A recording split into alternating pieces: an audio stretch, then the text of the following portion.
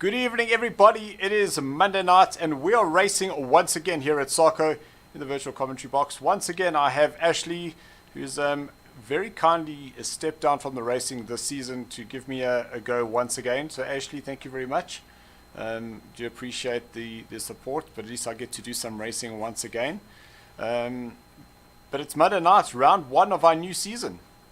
Yeah, absolutely. And we're coming to you live from, virtually live from Oulton Park Raceway in the United Kingdom, the Oulton Park International Raceway to be exact. And yes, we are going to be in for a cracker of a race this evening. We saw how close the qualifying was, and I think it's going to be a very tight season.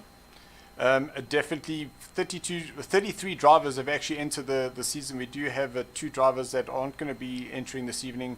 One is Johan VDV, who unfortunately has had a bit of a spider bite on his hand, so hasn't been able to join. And then we had Thomas, who's battling with his internet connection, and he's not able to join us. But then we do have Jason Hazard, our GT3 champion, for a set of course on a Thursday night. He's joined us, so we're hoping to see him in action. Just some of the drivers that have checked in on Facebook. We've got Duncan. We'll be seeing him racing here this evening. And then my brother Clayton Hall saying a sup yo. Ross, oh my lord, beyond excited. Starting on June. Ross, you've just confused me there, nevertheless. So we just see that the countdown is now begun. The guys are going to be going into their 10-minute qualifying. And as mentioned before, is the format that we will be having is slightly different. We have moved the Monday nights over to a 40-minute race with a mandatory pit stop. And now we've taken the time down. We've got specific laps that the guys need to complete. This is a 25-lap race with a 1-lap formation. And the reason we've done the formation lap is we just know that through some of the seasons that we've run, that formation lap definitely helps the first corner incidents. So while it doesn't help you jump off the start, it's definitely a lot cleaner. Ashley, yeah, do you agree, eh? Absolutely, 100%. We've seen it from time to time, and we actually saw it this weekend. I wish they had a rolling start for the Formula 1 race, because that maybe would have helped Verstappen. And maybe less Mercedes-Benz, throwing their car into the rest of the field there. So let's see how this evening goes. I'm sure we're going to have a very clean first corner compared to what we've seen in the past, and it's just going to make it a little bit more interesting for the rest of the race. Listen, I saw a meme today, and it's a picture of Miley Cyrus on the wrecking ball with Bottas's face. So the whole day I've been singing, I came in like a wrecking ball. Yep, definitely. And I also heard that he's been signed up straight away for the next 2 or 3 seasons after that brilliant move. So yeah, all these memes and unfortunate remarks going towards poor Bottas, but you know what? That's racing, and unfortunately these things happen. 100%. Just checking some of the comments coming through. We've got Brandon DeSantos saying good luck, everyone. Brandon should be racing here. There he is. He's currently in 4th place. Format 10-minute qualifier with a 40-minute race. Then Ross said, can you explain to the viewers whether it's a manual rolling start or one controlled by the game? So Ross, we have decided to rather do it controlled by the players, because that rolling start, we understand that while some of the bugs would have been fixed, is there could possibly be some time penalties that the drivers are given. So it is a manual start controlled by the drivers, so the guys will have a standing start to go do 1 lap formation, and then we'll get ourselves into formation, and away we go. I see Nassif Benjamin, so he's also a newcomer to the series. He's saying, hi guys, I'm out this week battling with COVID, but I am spectating. Good luck to all. Nassif, we do wish you all the best there. Definitely not something that I wish on to my worst enemies, the COVID, with myself struggling with it a couple of weeks ago. So good luck to you then. Andrew Horn, he's saying, hello Dill, how's it Andrew? How are you this evening? Looking forward to seeing you getting back on track. Andrew was really quick in that the qualifiers, and really good to see him up at the top there. Morris Bortmeier, he's saying, enjoy guys, tough track. Morris could not agree with you anymore, especially for 40 minutes. Just remember that mandatory pit stop would need to happen. No, absolutely. I took a drive myself around the track a little bit earlier on, and the forward seems very stable around here. So I do expect to see that the GT being one of the stronger vehicles on the track here this evening, But it's nice to see a variety of cars. There we have the BMW in the background as well as a Porsche, and out in front here is a Ferrari. So a nice lineup in the Brorovitz here. So that's going to make the entire season a lot interesting. Whereas you have a car which is sometimes just favoured by the majority of the players, and it kind of makes things a little bit boring. But I'm glad to see we have a variety here this evening. Yeah, definitely what we've noticed within the GTE series with the cars that you are able to select is they definitely are good on specific tracks and not always good across all of them. So it is definitely going to be interesting how the season plays out. In shot, Stephen, one of our Mamba stable drivers in the Porsche, and I'm going to be driving in the Porsche this season as well, so really looking forward to that. I'm sure myself and Stephen will spend a little bit of time together, but driving off the track like that, Stephen's a little bit dangerous. Try to keep it between the white lines, son. Yeah, so far the quickest on the track at the moment, doing that 31 almost dead, and 6 tenths behind him is Brandon DeSantos. And then we see there Stephen gets a little bit out of shape. He's going to abort that lap. But still out in front at the moment, and interesting enough, the second Porsche, the two Porsches out in front, absolutely. So those two guys obviously been practicing together and perhaps got a similar setup and dominating at the qualifying at the moment. But you see how snappy those Porsches are. Yeah, so there we go, almost in a similar place where Stephen went off. So not completely under control, although they're very quick. Do you know, I can tell you, they're probably both on the soft tyres, went and put in an absolute cracker. Those soft tyres only last about two laps maximum, and after that they start feeling like snot. So I wouldn't be surprised if that's what you're seeing. And you're talking about variety. There in the background we see there's a Corvette. So that's 5 manufacturers out of the possible 6 so far. So that's really, really awesome to see. No, absolutely. And just looking at the times now, Tyler Scott now posted a time there of a 1:31.4. So he goes second quickest, and he's now driving the Ford GT. So we have out in front, there he gets it sideways. And just, I would imagine maybe braking and gearing down a little bit too quickly, and the rear of the car just stepping out there. But nevertheless, he got that time there and it's put him in second place. So good time there from him so far. In fourth position, Rudy Byers in the Corvette. Oh, so that Rudy sound. Listen to that thing. Yo. Absolutely. And the Corvette was one of the favorites in the previous GTE championship that we did have. If I recall, they were definitely the quickest vehicles out there. So the guys who have chosen that vehicle, not going to be sorry. It's definitely a race-winning vehicle. Just jump to the ninth place driver there. That's cutting B for me, please, Ash. And there you go, guys.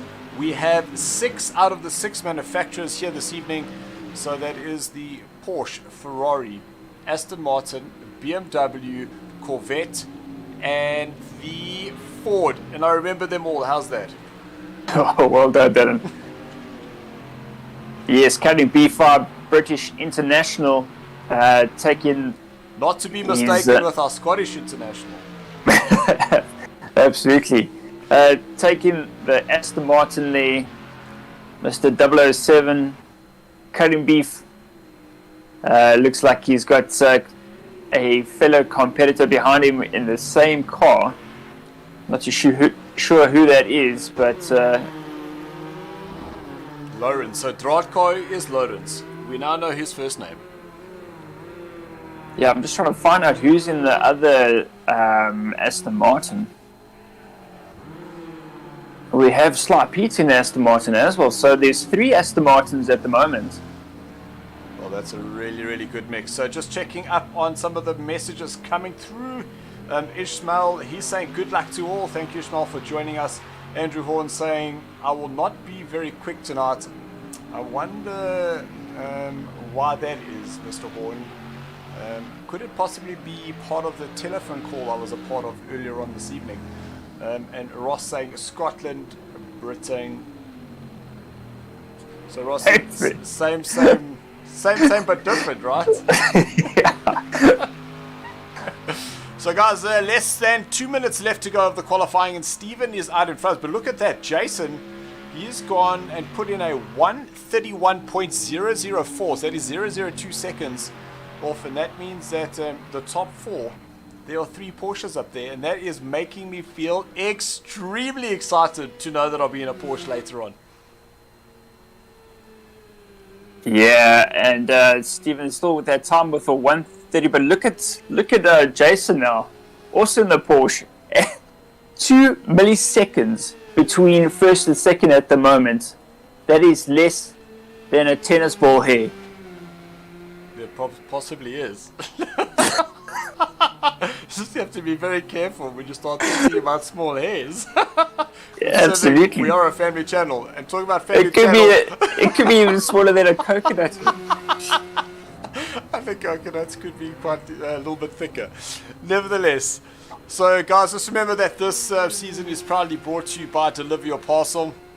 You're able to go onto their website, which is www.deliveryourparcel.co.za.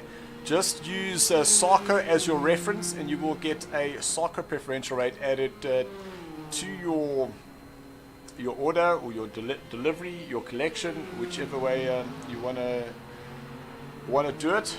So go check it out. We have had some of the drivers that have said that they have been getting the advantage of that. So please go try them out. Let us know what you think, and we'll definitely give that feedback back to them. Marshall Steve the Flum is saying, Lacquer boys, can't wait to join you guys again. Good luck with the season. Marshall, we look forward to having you racing. We all know Marshall, part of the Chasing Beavers, and there's been just a little bit of a separation in terms of those the Chasing Beavers for now, but looking forward to having Marshall racing with us. So guys, the qualifying is now done. We are but we do see Jason on a hot lap here, and I've just been watching him. Dylan, he looks very, very tidy. So let's see if he can improve his time. He's got one more corner left, and he goes through there very, very neatly. Gets on the power straight away, and he goes towards the cross line. Let's see if he can improve his time. He crosses the line and doesn't look like he has managed to. So Steven now taking pole position by less than a coconut hair, followed by Jason, then Tyler Scott in third position, Brandon Santos fourth, Adrian Bond still on the fast lap. Let's see if he can improve, but down in fifth at the moment, followed by Colin, that's Nidmeister, sorry, in sixth position. Sixth, yeah. Rudy Byers in seventh. Eighth we have Sly Pete and SA Grim Reaper there in ninth. And a very shaky British international there. Scott, yes. Oh, I nearly said that. Sorry, Ross. That was close. So Morris Jacobs, let's just change the subject. Morris Jacobs has joined us. He's saying enjoy. Peter Hardeman, we saw him in the pits going past. He's saying enjoy, boys. Go Rough Riders. Pete, just an FYI, don't forget you need to collect the axle for us on Wednesday. And the Blazing Fun Times cart will be at the track on Wednesday, so please go and check that out. Thank you, Peter. But now you need to go and race, so cheers. Guys, please remember this is a manual rolling start formation lap.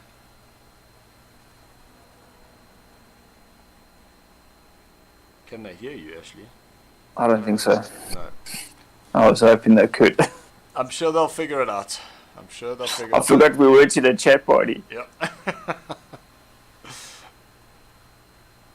So we're just waiting for the 2-minute sync up to happen. Then we will be racing, and then as soon as it's done, I will be jumping out and getting myself behind the wheel. Really looking forward to that. I still haven't realized that I actually haven't tested how much fuel I'm going to need for this race. I'll have to ask Stephen. I'll just drop him a message. 25 laps, I guess. Yeah, I suppose. Plus some change.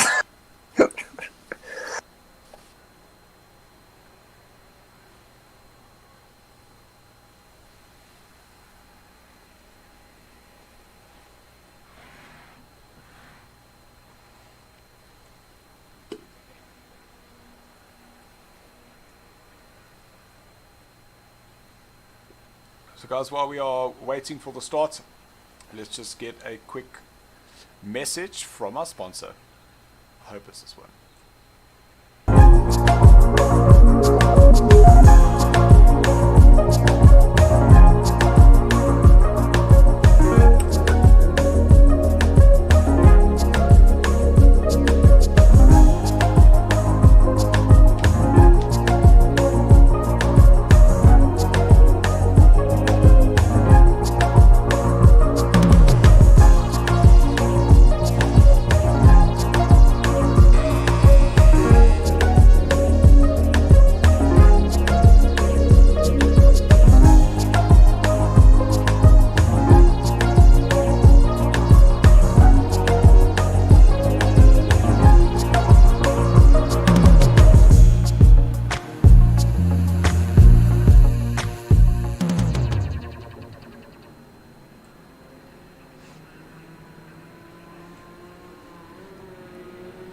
So Stephen currently leading the drivers away here in Oulton Park, and man oh man, it is such a tight and twisty track. The other crazy thing, Ashley, is just the track limits on this.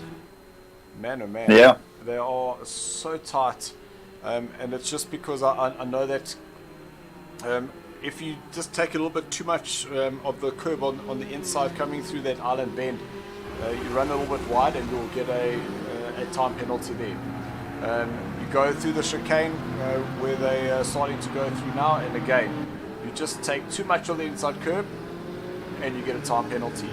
Also running on the outside, here where the guys are going through now, and that's coming out of the chicane, again, there's a time penalty threatened there.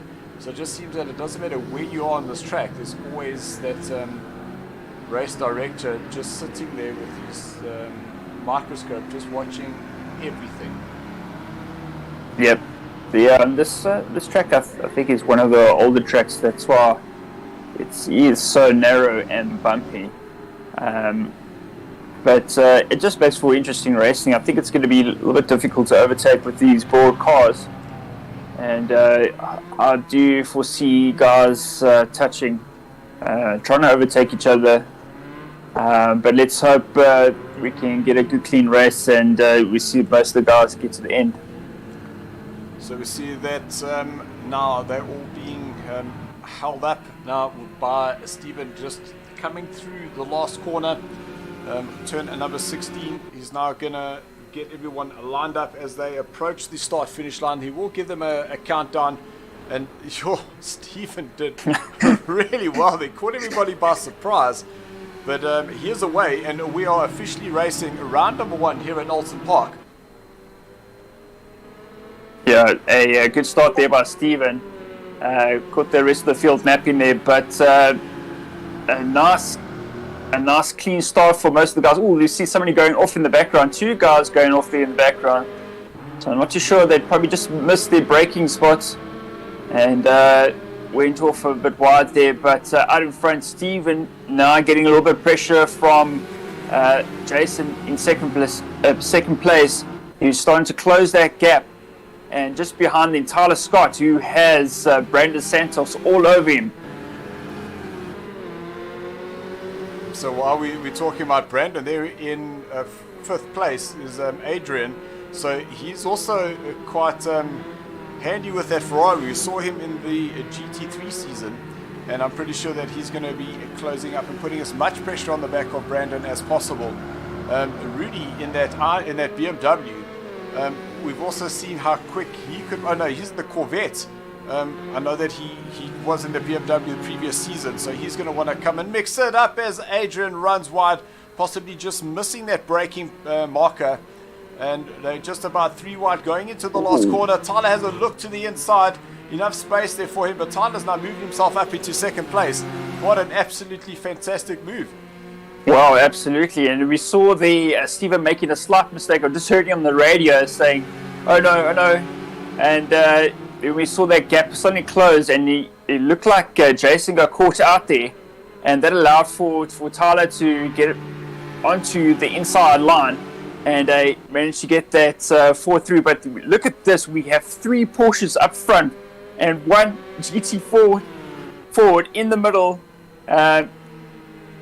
mixing up the things a bit here. So we see Stephen go into the corner, we get Tyler right behind him, we get Jason just on the back of Tyler, and there we have Brandon Santos in the third Porsche, just watching what's going out in front, waiting for these guys to make a mistake.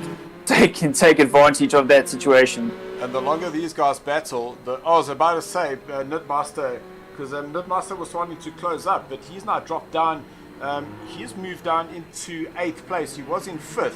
A little mistake there for Tyler, which now has Jason and Brandon right on the back of him. And it's all going to be about who can hang on to the pressure, who won't falter.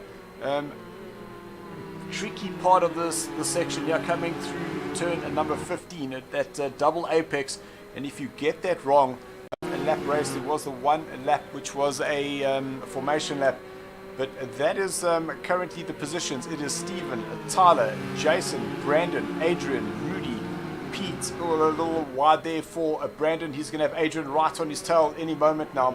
Pete in 7th place, then it is Yolan, Duncan, Colin. That is Lawrence, Dane, James, and then Nidmaster deciding to go for the pits now. Remember, each driver has to have 1 mandatory pit stop within. Oh, I didn't see that. I didn't see that. So what happened there? It looked like one of the Porsches lost the rear and ended up going sideways on the track, and it was like Brandon Santos, I think, and it looked like Adrian went straight through him. Yeah, it was basically possibly Jason who lost the control, and maybe then Brandon Santos went into the back of him, or into the side of him. So that's dropped them down the field now into 6th and 7th position, but still out in front we have Tyler Scott and Stephen has now pulled away. So Tyler has made a mistake and has dropped down 3 seconds behind Stephen. So now Tyler, and here comes Rudy in that Corvette. Yeah, absolutely. So 3 manufacturers out in front at the moment. We have the Porsche, we have the Ford GT, and we have a Corvette. And look behind, there's Sly Pete in the Aston Martin. What? And behind is a Ferrari. So 5 different manufacturers taking up the first 5 places. And then it goes back to Jason in the Porsche. So that is extremely interesting. But it doesn't look like Jason is carrying too much damage. It looked like it was a little bit in the front, but he might have a little bit of front suspension, so that's definitely going to impact on the braking. A lock up there for Rudy as he goes into turn number 5. He's now trying to get closer to Tyler, and we have seen Rudy battling it out in that BMW in his previous GT3 series, so we know that he is quite capable. And just look at Agent Bond a little bit further back. He is right behind that Aston. Tyler touching the grass on the brakes. That's going to push him wide and allow Rudy to close up even closer to that 4GT. As there Pete, we see. I think Pete just moved out of the way, probably with a slowdown penalty. Just released Adrian out ahead of him now. So Adrian is up into 4th and Pete down into 5th place. And we're only on lap 5 of 26.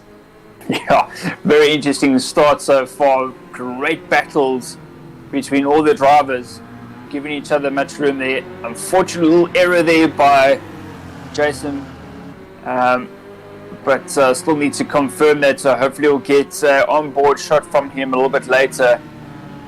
But out in front, Stephen with a nice comfortable lead of 3 seconds, and he can now just calm down, keep his mind focused on this race, and just bring that car home. Yeah, still has a pit stop. You must just let these two battle it out, because the more these guys battle out, the further and further away Stephen is going to be able to pull. We do see more pit stops coming, so that is Duncan as well as James going into the pits.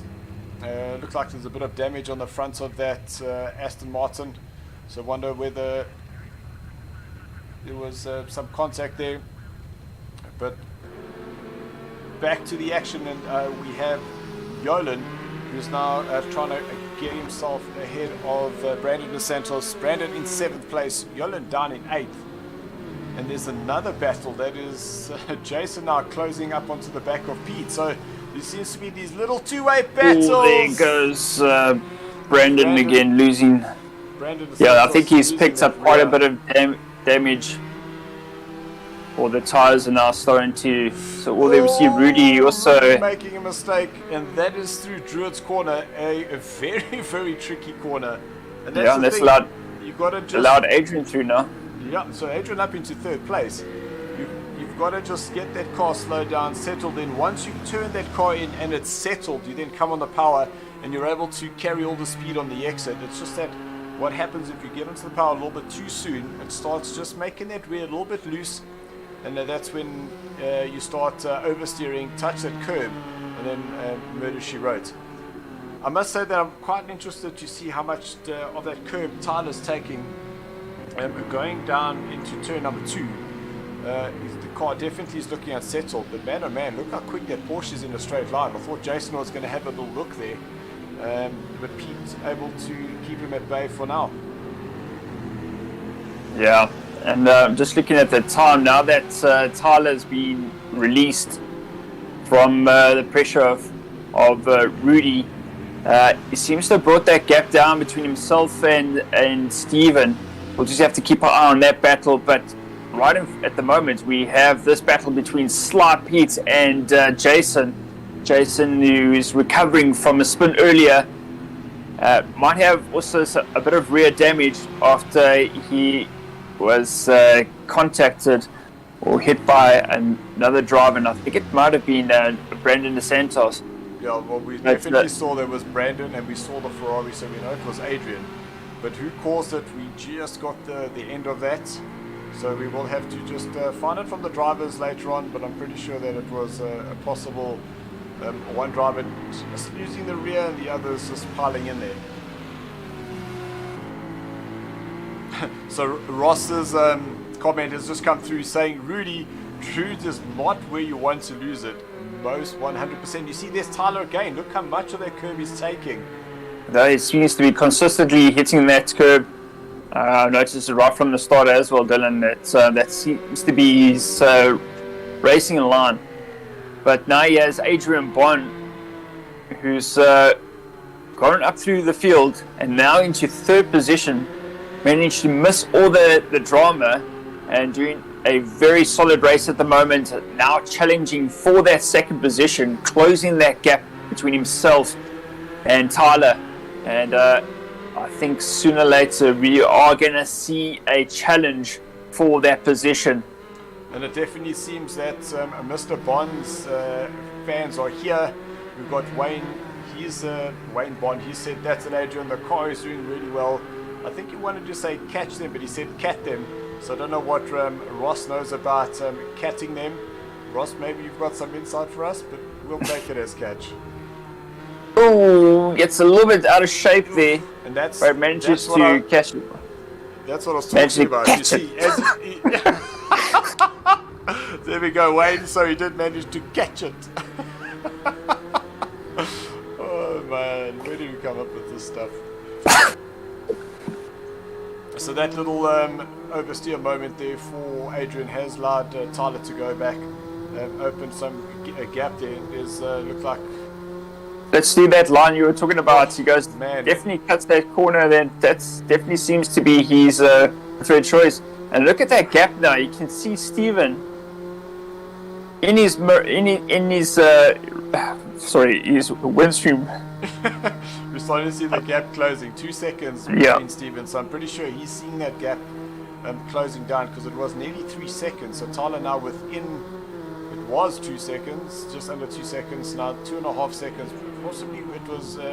It's where they are on the track, because that might now go up to a 3 second. But Adrian is still there. Adrian coming back. Just looking at the lap times, you can see Tyler is currently the fastest driver on the track, a 1:33.1 versus Steven 1:33.4. and Adrian Bond 33.6. So I'll be very interested to see what happens when the guys cross the start-finish line once again. We'll be able to have another look, because we are now 9 laps down of 26.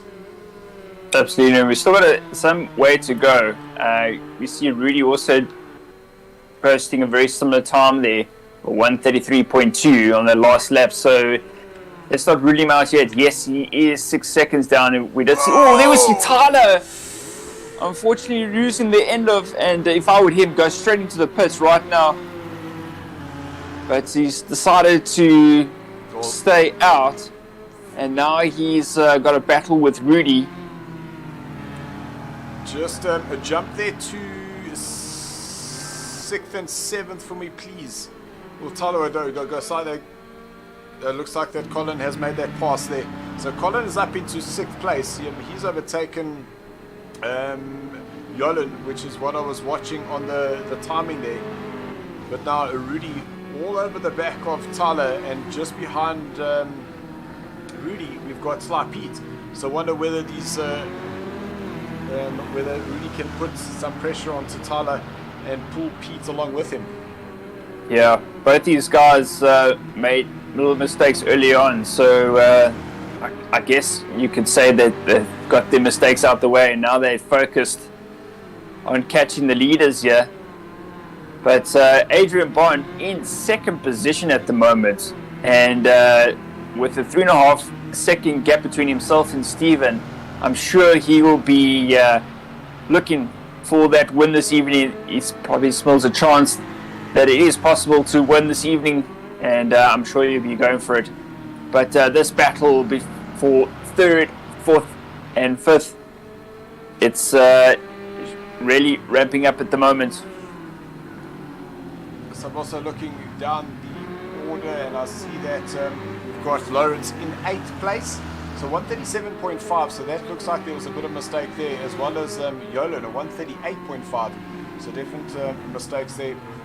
Dane in 9th place as Yolan loses the rear going into the last corner, and that is at Lodge Corner, turn number 16. Sorry, not the last, because that little kink that you're seeing, that is Deer Leap, turn number 17. And it seems that turn number 16, the Fords are not looking comfortable there at all. Yeah, I'm not too sure what's going on. Maybe just getting on the power a little bit too early and losing the rear end. Or maybe it's just that engine braking. The guys might have it just one click too high, that as they're going down to change into that 2nd gear just to help rotate, it's just over-rotating a little bit.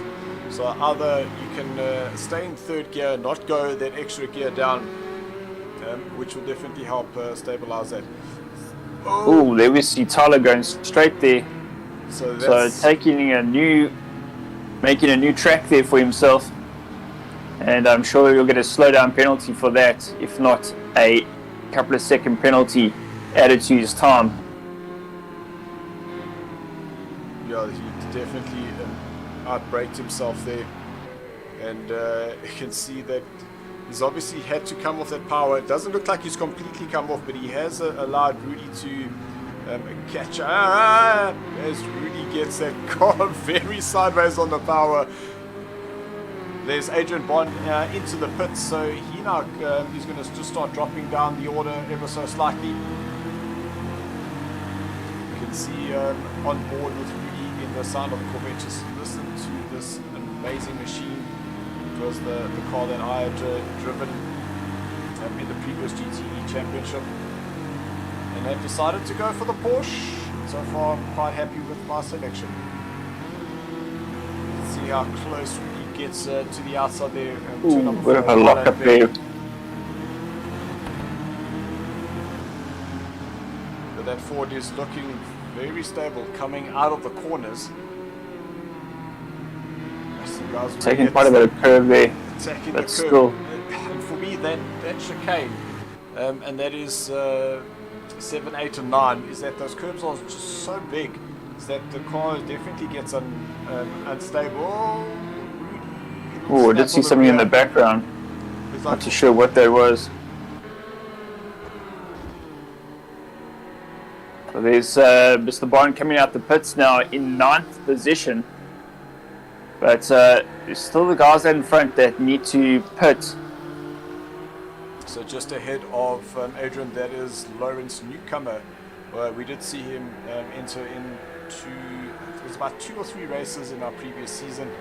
So Lawrence, we do know your name now. Let's just see time penalties. Brandon Dos Santos, he's got one. I saw that was cutting beef. So Duncan, 10 seconds, and the only way you're going to get that, and that is speeding into the pits. Yeah, I wish we could actually see who's pitted and who hasn't. So unfortunately, the game doesn't really tell us. Here's an interesting question from Ross. Can we tell what the track temperatures are? No. Don't think we can, Ross, but essentially is that the time is set onto 10 times. The guys have started at 2 o'clock, so essentially we're going to get just under an hour, which will give us it's about 40 minutes. So we essentially are going to get about 400 minutes, and if you divide that into hours, my brain's not working right now. We'll lock up for Pete, but I should have the calculator here.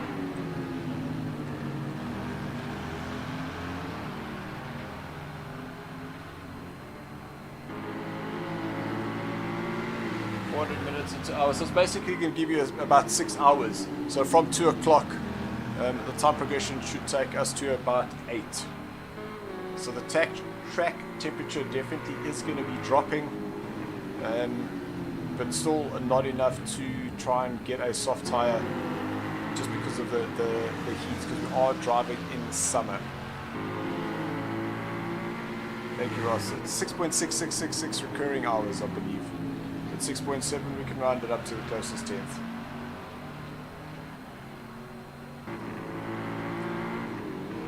So out on track at the moment, we have Sly Pete in that Aston Martin 4th place at the moment. He hasn't pit stopped just yet. The leaders staying out, and I think we will start seeing the guys pitting very shortly. With 14 laps down, we're pretty much just over halfway through this race. I see, and just got himself a time penalty there, that little pop-up of the number 3, yeah. So 1 second there, so that's still marginal. Oh, Nidmaster.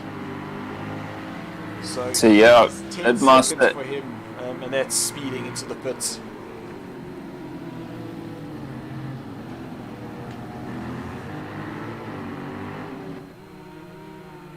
So we go back to Brandon Dos Santos, currently in 7th place. We do see a little bit of damage, but we're not sure whether he has fixed that damage. You can see the guys starting to, the track is definitely starting to get darker. And as it gets darker, the temperatures start dropping, and that's where it starts making the tyre selection a lot more interesting. For sure, and I'm sure if he has pitted, he will be up to speed again. It looks like he's adding some pressure there onto Dane in 6th position, fighting for that position, looking left and right, but not seeing a gap, and Dane making that forward as wide as possible. Let's see if he can maybe challenge on the inside. Looks on the inside, who's going to outbrake who here, and looks like Brandon Dos Santos managed to get that position. So good overtake move there from Brandon, and he crosses the line to take the 15th lap. And you see how loose that rear was of Dane's when he came out of that turn number 16, where the Porsche was just so nicely settled. You see Rudy coming out the pits now. So Rudy down in 7th place. And this is the one thing that we aren't able to show you guys, and that is who's done their pit stops. I'll be very surprised if Brandon has just bring up already. Just bring up the times for us, the timings. It's got the yeah, I did have a look. Oh, I thought it would have been on there. What a pity. Yeah, I did have a look earlier. Unfortunately, it's not. Even in the race feed, yeah, I can see. That just basically says lap time invalidated, track limits. Okay, cool. Alright, you can just drop that off. There we go. So Brandon dos Santos in 5th, and now we jump to our race leader, that is Steven. So 2.6 seconds. So Tyler, he's on a charge back once again. So Steven's going to have to definitely keep looking over his shoulder for the next 10 laps. As we see Sly Pete now going into the pits. Well, now exiting the pits. I just saw the little note coming up. Duncan going into the pits again.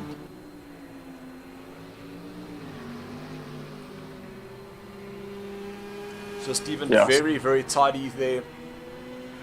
Yeah, just wondering now that the tracks are starting to cast or getting darker.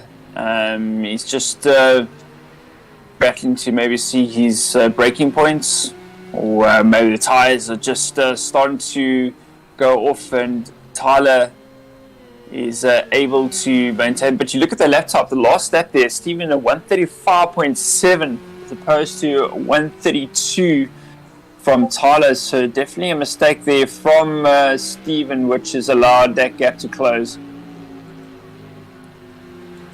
You know, it could even be these back markers, you know, trying to get through the traffic of some back markers, making it a little bit difficult for him.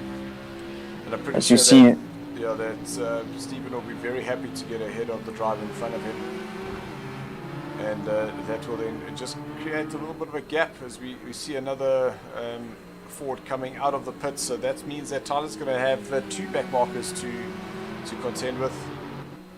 But we do know that the guys at SARCO, they do understand and respect the rules of the blue flags, and they will allow a faster driver to go through without any problems.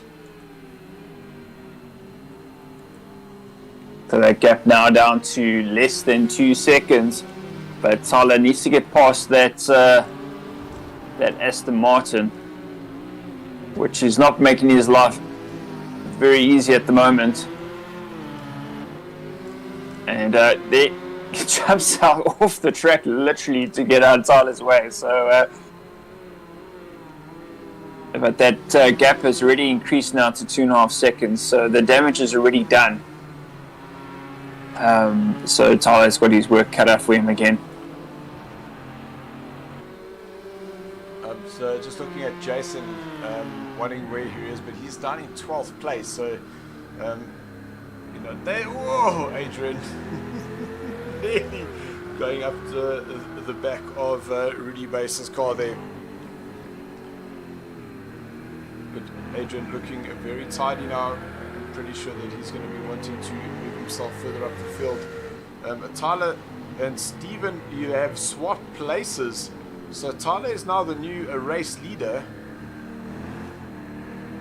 And Brandon in 3rd place, Pete in 4th, Rudy 5th, Adrian 6th.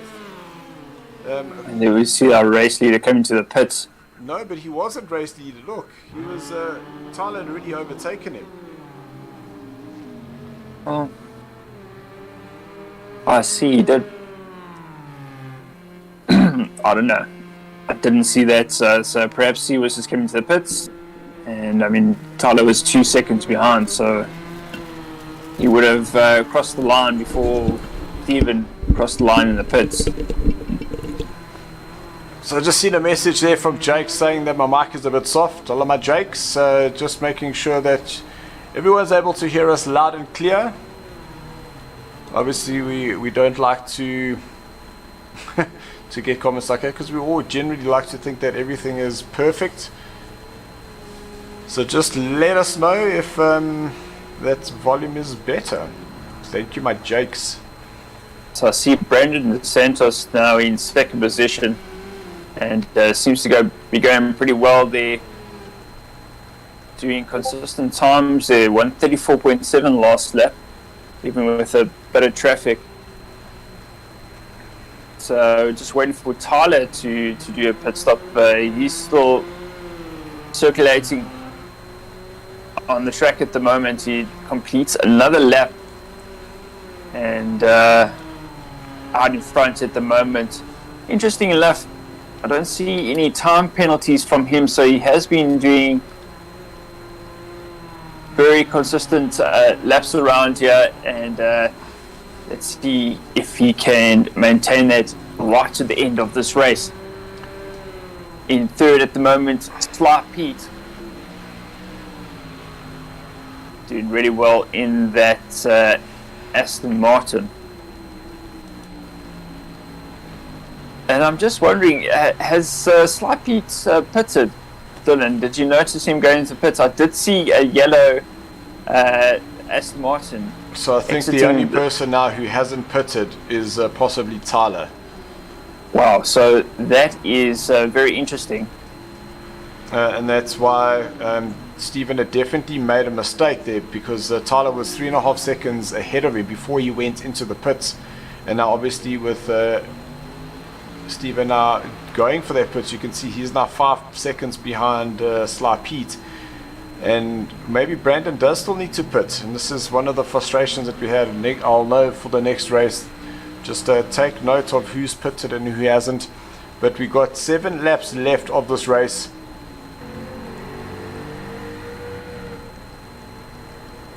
Adrian Bond very much in the rearview mirror of Rudy. And just look how close they are, because just in front of Rudy is Stephen. So huge battle here for this 4th, 5th and 6th place. We just saw Stephen going past there through Druids. Druids. And there's the Corvette going off, allowing Adrian Bond to move up back into 5th place.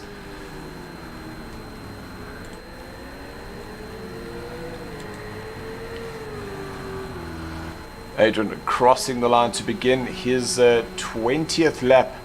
So 6 laps left to go. Yeah, that gap between Brandon and Santos has come down.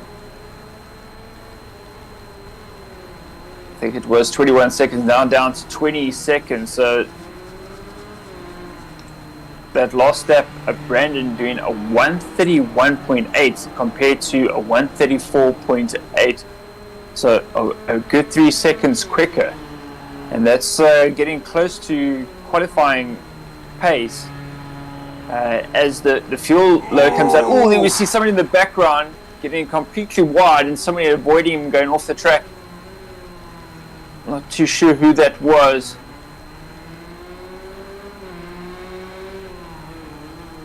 There we see now Tyler deciding that it's time to pit. But I'm really interested in this Brandon DeSantos, whether he's pitted or not. But 6 laps left to go. He's currently leading the race. So I wonder, and it doesn't look like he's going to pit. He's doing another lap. So I wonder if he has actually pitted, managed to fix that damage, because those times that he's posting at the moment are extremely pretty good. Quick. Yeah. But, except on that last lap, wasn't his quickest time, but he did manage to post a 131 on the previous lap, which is a relatively quick time. So let's see. It'll be interesting to see if he still has to make a pit stop. There we see Tyler now exiting the pits in 2nd position. So a good pit stop from him. And now it's just a matter of seeing who. But the other thing is that Pete's only 2.5 seconds behind. There he is there. So this race is still definitely on. You can see Pete attacking that inside curb into turn number 7 through a Britain's chicane up through Hilltop. Now onto the brakes here at turn number 10. Stay away from that inside sausage curb. Just let the car rotate. Be patient on the power. Get the car turned in, then floor it all the way through up now through Clay Hill, through the water tower, and now this is Druids. Onto the brakes, get the car turned down. I like to hold 4th gear through there, and then as you approach that 2nd phase of that curb, get the power on, and it just pulls you through so nicely. Now through the Lodge corner, down the little dip through Deer Leap, turn number 17, and then they're going to cross the line And let's see that Tyler did a 155, obviously knowing that he did have his pit stop. And Pete a 133.8.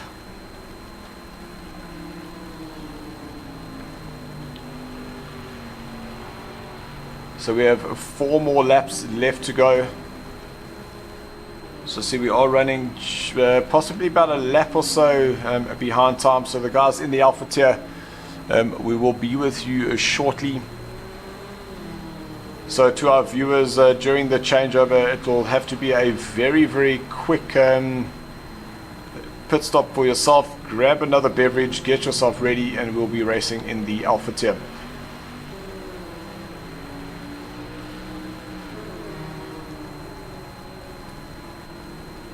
So that gap between Pete and Tyler is opening up ever so slightly. It was 2.5 seconds. It's now closer to 3.5 seconds. So Pete has lost a second between himself and Tyler. And Adrian doing a sterling job there in 4th place, with Stephen in 5th, Rudy in 6th place. Dane just behind Colin, who's in 7th, and those two generally have a great battle. James, he's in 9th place with Lawrence in 10.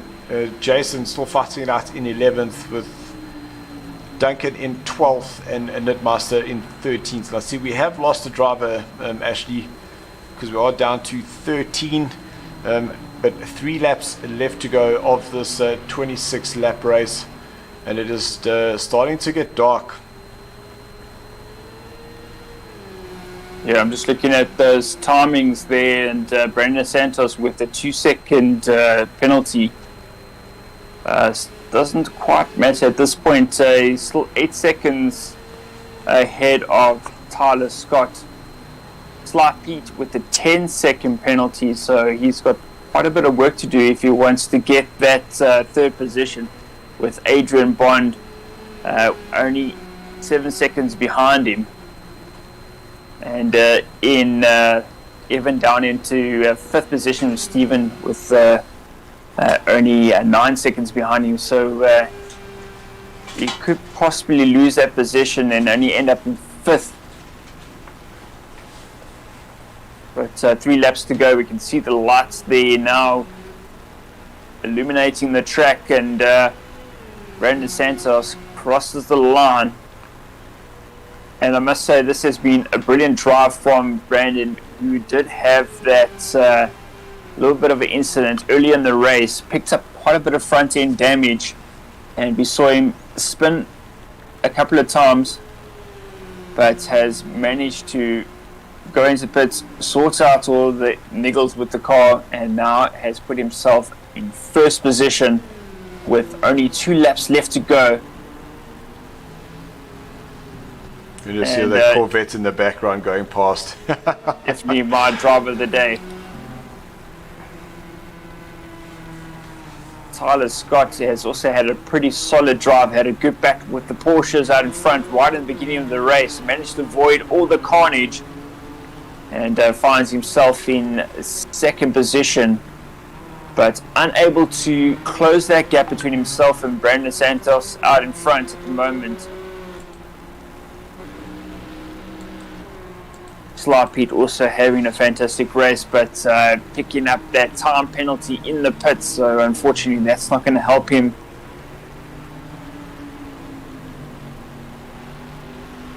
I see Rudy and Stephen, there's still a battle on to happen now. That's because there's only a second between those two. These guys are fighting for 5th and 6th place.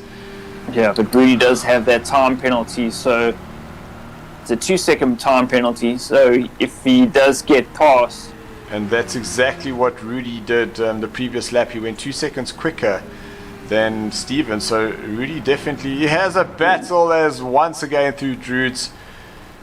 Druids. How do you spell it? Let's see. Druids. Oh, there's Steven making a mistake there. So the tires not giving it a grip as they were, And that gap right down again now to half a second. And Stephen under a lot of pressure there, making another mistake. And Rudy almost able to get past there, but Stephen closes the door. And will Rudy get a bit of a slipstream down this fast, straight into this very fast left-hander. Yeah, you definitely hold on to your stomach there going through that, because you're just about flat out, about 240 kilometers an hour. And it looked like Rudy just got that braking point a little bit wrong. Just having a look at some of the comments coming through. Jake saying much better. And we got White Knuckle Sim Racing Club, they here saying looking forward to seeing the two Marius and Jakes can give those young Fords a run. That is absolutely awesome. Barry, thanks so much for joining us. And then Dirkie saying they are much faster than the Fords on this track. 100%. So just checking, are there any other battles going on? So currently no. Oh, Stephen very, very squirrely through there. So Rudy looks like he tried to have a run. Will ever dive on the inside. Stephen goes very defensive into turn 16. But now the Corvette should have the drive back down the hill across the start-finish line. They're going to go side by side. Rudy now tries to go to the outside. Stephen just closing that option off for him. This is the final lap. 2 seconds is that gap, but Rudy definitely needs to get those headlights closer to the back of Stephen, trying to force that mistake. But now on Lakeside, they're now going to go through Island Bend. Turn number 4, flat out. Both cars are pretty safely through there. On the brakes, no lock up there for Stephen, so he is being able to get himself away from Rudy. So it looks like that position might be done and dusted there for Rudy. So unfortunately not being able to get up to 5th place. But in shot currently the last corner for Brandon DeSantos. He will cross the line in 1st place. An absolutely great drive there for him, with Tyler Scott in 2nd. And I don't think Tyler knows that his lights can actually be turned on. But now coming through turn number 16. That's a Ford. They're probably not working. The switch wasn't on. Sorry. Just wanted to check. No. There we go. Well done, Tyler. Maybe it's in stealth mode. You never know. Oh, there we see Sly Pete crossing the lines. Oh, so he might be in trouble because Adrian Bond is right on his rear. No. I got confused there. What? I don't understand. No, what happened? No, there he was there. So Adrian Bond got the 3rd place. There you go. Because of the time penalty. Yeah, that's right. So what happened to Stephen then? So Stephen's in 6th place. Wow. So I think that battle between himself and Rudy did not go as according to plan. You see, Sly Pete got quite a bit of damage there. So I wonder whether they had a little coming together. Yeah. So maybe just. Sorry, I'm getting confused. Was it Sly Pete and Stephen that were having a battle? I know it was a yellow car. But if the looks of that vehicle, it does look a bit broken. And I dare to say I think there was a bit of a bump and barge there from those two drivers, and that's allowed for Mr. Bond to get through into 3rd position. So a brilliant result there for Brandon Santos. And he definitely made a pit stop there. We can confirm that he made a pit stop, followed by Tyler Scott, Adrian Bond in 3rd, Sly Pete in 4th, Rudy in 5th, Steven 6th, Colin 7th, Dane 8th, James in 9th, and Paul in 10th. And then to 11th place, we have Drakar in 12th, Cutting Beef and Midbuster in 13th. So, Brandon, Tyler, and Mr. Bond, could you join us in the live stream, please? Right, Ashley, that will be the end of me until we see at the end of this race. So I will join you shortly. Enjoy it.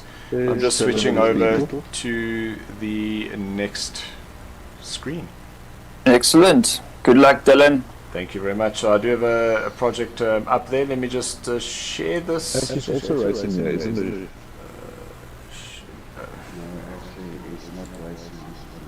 He's only racing. Okay, so he's commentating. Yeah.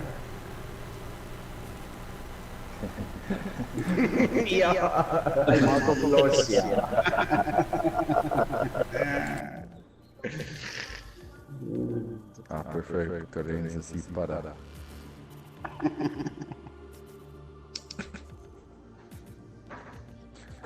Whatever they're calling it now.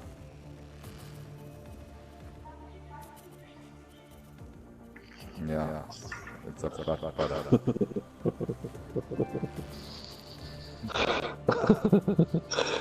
Jockey liefers is van my klein as noem hulle ons 'n bokspoortjie. En dan hulle gaan dan raak op die camera. As hulle ultra raak met 'n bees. Just remember your comments are coconuts. Okay. We're just talking about the blue ball on YouTube now. Karen's Parasia.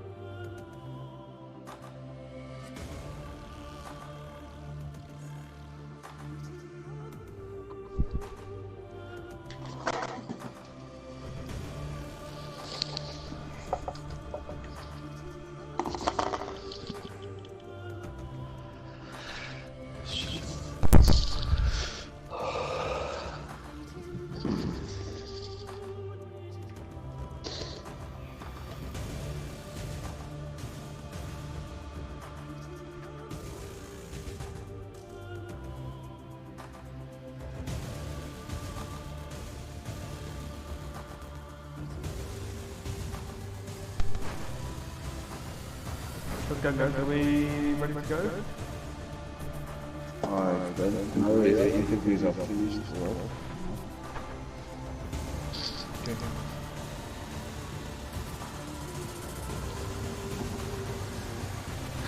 Dylan poise a thumbs up there, then I think we can. A thumbs up. Yeah. Ash, we good to go? Yeah, it doesn't look like anybody's going to join me in the commentary box, which is fine. I don't mind. Let's get going, guys. I can hear you good. No man guys on the stream. But now they can because I'm talking to the PlayStation and not my other mic. Can we go, Ash? Go for Yeah, it. sweet, let's go, guys. Right, enjoy. Good luck, guys. Okay.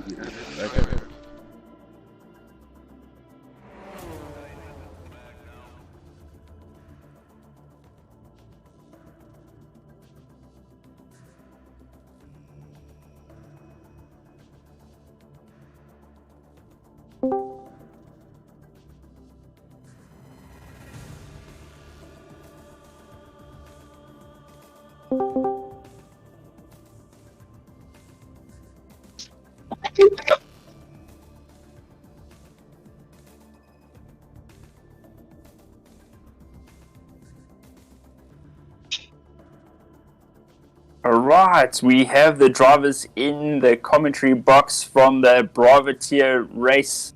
Let's start off with Mr. Bond. A fantastic drive there from you. Looked pretty quick and challenging those Porsches. How was your race? Can you talk us through it? You are on mute at the moment, so Mr. Bond.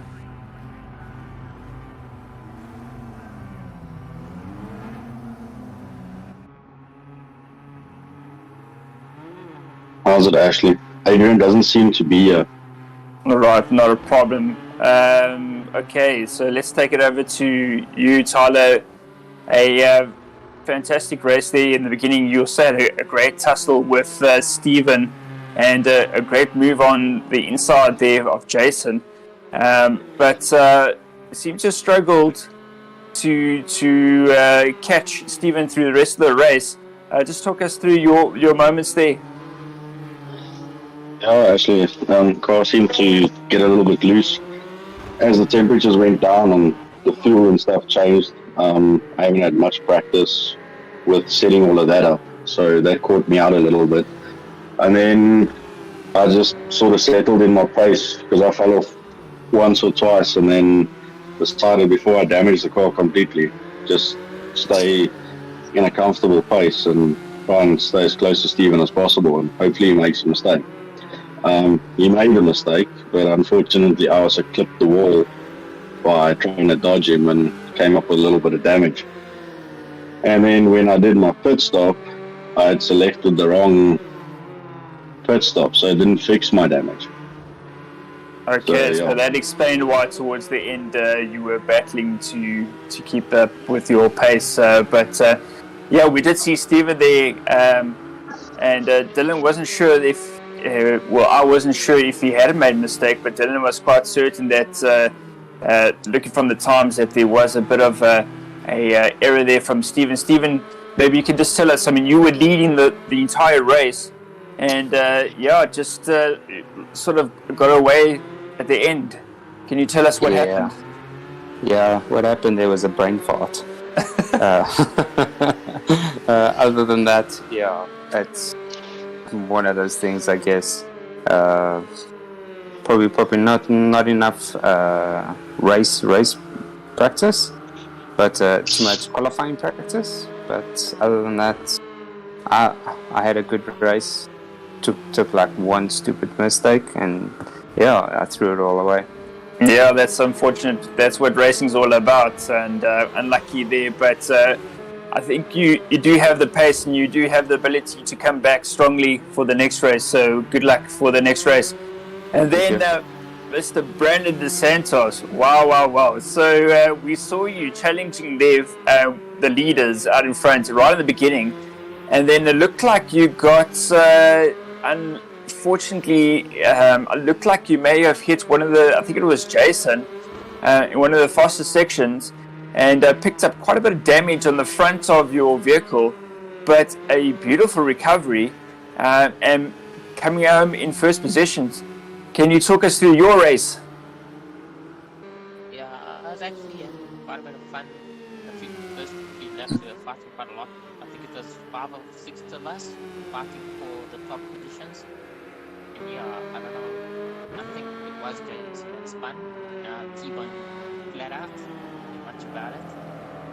I tried to continue like that, but there was too much damage, so I decided to take a pit stop, get out of the traffic as well, get into car fix, and just get down our way. So yeah. Well done, a fantastic recovery there, and congratulations on your win there in the Bravo tier. And I'm sure you guys are looking forward to the next race.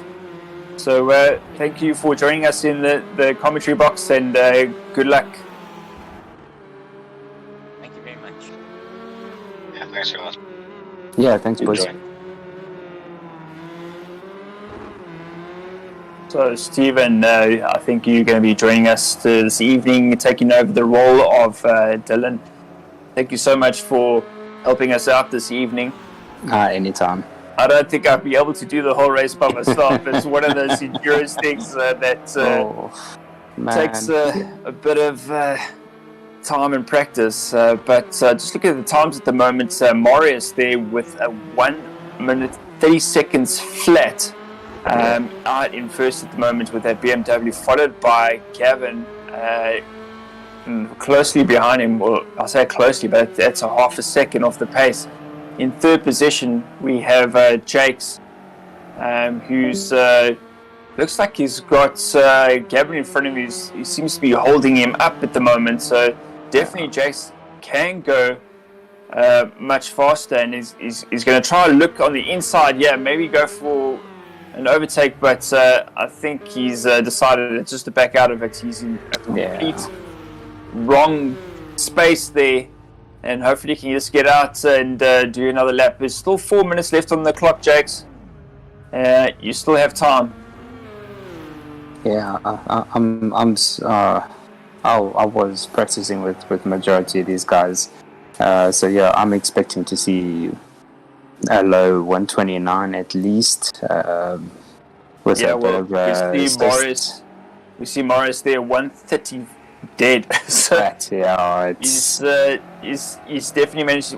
He loses the rear end of the car there, so that's not going to help him. No, but he's definitely found quite a bit of pace there in that BMW. But let's see if Jakes now can improve his time.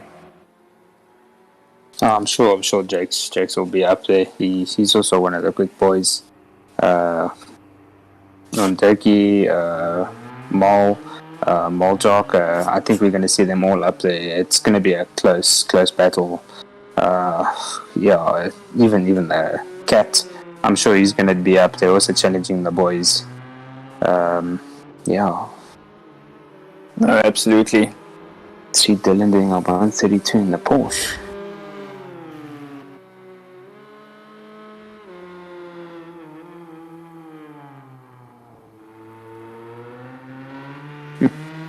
See Terry hasn't done a lap, and Insomnia, he hasn't done a lap yet neither. So I wonder if they're going to get out. It's like the last 2 minutes of the race or qualifying. So yeah, that's going to be interesting. They're going to start from the back. Yeah, that's interesting. Louis, we did see him during qualifying doing exceptionally well. So I'm not sure what's going on here this evening. Perhaps just making a couple of mistakes. We did speak about it in the Bravo tier race, how narrow this track is in certain parts of the track. And if you just clip that curb or run a little bit wide, you do get penalized. And that's probably what's happened with these guys. They just haven't put in a clean lap yet. And as a result, you see him goes wide again. And I don't think that's going to count. So Louis might find himself starting at the back of the grid, but I must say I do like those colors of that Ford GT. Just one of the most beautiful colored cars out there at this time. No, definitely the color scheme there is very nice. Yep. I like the blue and the orange one. It sticks out more for me, so you can see them a lot better. When a car's on its roof, you don't know if he's driving or he's still stuck on his roof. Absolutely. So I haven't seen much of improvements. Looks like Morris is not going to go out. He's happy with that time. He's going to be staying in the pits. But Lendl now moves himself into second position. And still half a second behind. And we have Gavin in third. Also in those famous GT stripes and the white colours scheme there. Yeah, it's going to be very, very interesting. You can see the top 7 drivers just under a second. Those 7 drivers we all know are very quick. It's going to take that one stupid little mistake. Who's going to be more ballsy? Who's going to put it next to each other? Who's going to stick their nose into a gap where they think they're going to make a move, and who's going to back out? That's what this track is all about. Who's got the cojones? Yeah, who's going to show what their car is made out of? Because I've noticed with the Fords, they battling a bit with the tight sections and that. And like the Porsches and the BMs, I've noticed they are not battling with those tight sections. As we see, Morris has adapted to the car very well. He's driven in nearly every other car in the GTE, so he knows each and every car. Yeah, the same with Jakes. He's been with every car.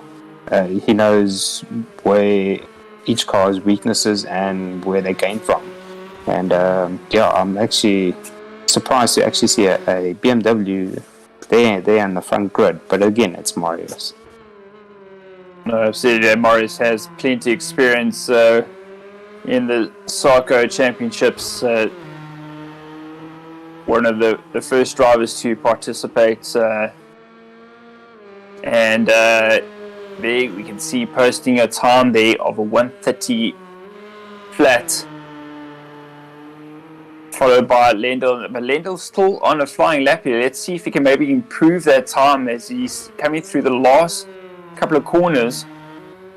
Nice clean exit there. Will he be able to improve his time? He crosses the line and fortunately does not improve his time. So he will start in second position, followed by Gavin in third, Jake's fourth, Quicksilver, that's Durkee, in fifth position. Yeah. And Louis managed to get a lap time in there. A good lap, nevertheless, 1:30.6 there by Louis. And that puts him into sixth position. Brandon in seventh, followed by Rockstar Mel in eighth. Peter Brunt in ninth position in his famous Ferrari. And down in 10th is Robert. The Horn Dog down in 11th. British international Ross in 12th position, and our resident commentator slash owner slash director slash founder Dylan Hall down in 30th position at the moment, followed by Marius and Terry down in 15th. I'm quite surprised to see Terry down the back of the grid. We saw him in the qualifying. He looked pretty strong. It looked like he had done his homework and perhaps just struggling a bit on the bumpier circuit. Yeah, I think also the track limits. Also, if you don't get those corners right, it takes you 2 laps to come right. That penalty is a massive one. I know I got it once in the qualifier. I went straight back to the pits and I went out, and then just tried again from there. Because to do 2 laps and still try and push it again, it's quite hectic. So yeah, it takes another 2 laps for you to actually get a clean run. For sure, you have to be spot on, consistent every single lap. Yeah, but this race is going to be where we separate the boys from the men. Who's got the bigger bark?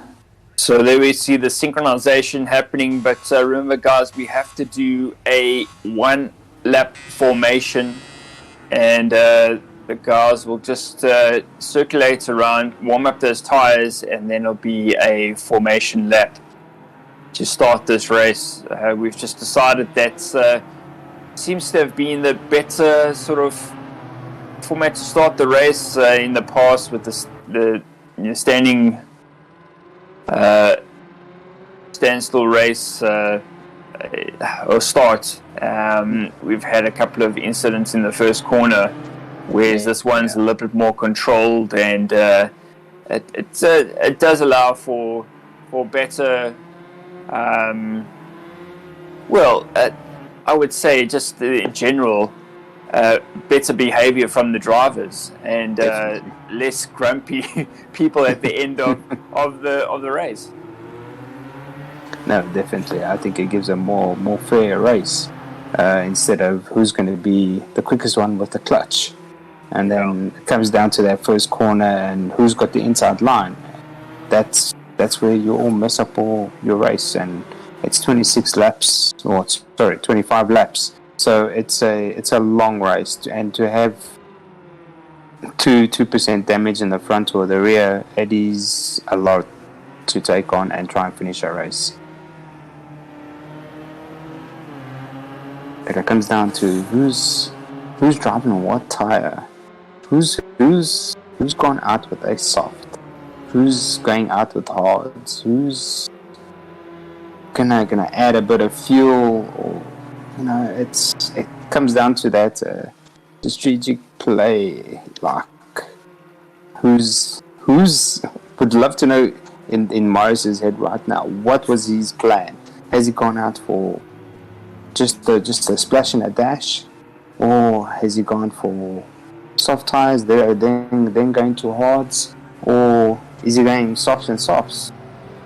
So we see Morris now backing up the pack, and 3, 2, 1, he says go, but we see there in the background, they looked like Jakes, who was caught napping, and there was quite a bit of a gap between himself and Gavin, and now Morris getting a good clean start out in front. He's got Lendl right on the back of him, but so far so good for the Capetonian, and we see him out in front at the moment. At the back, Jakes got a real pressure from behind him.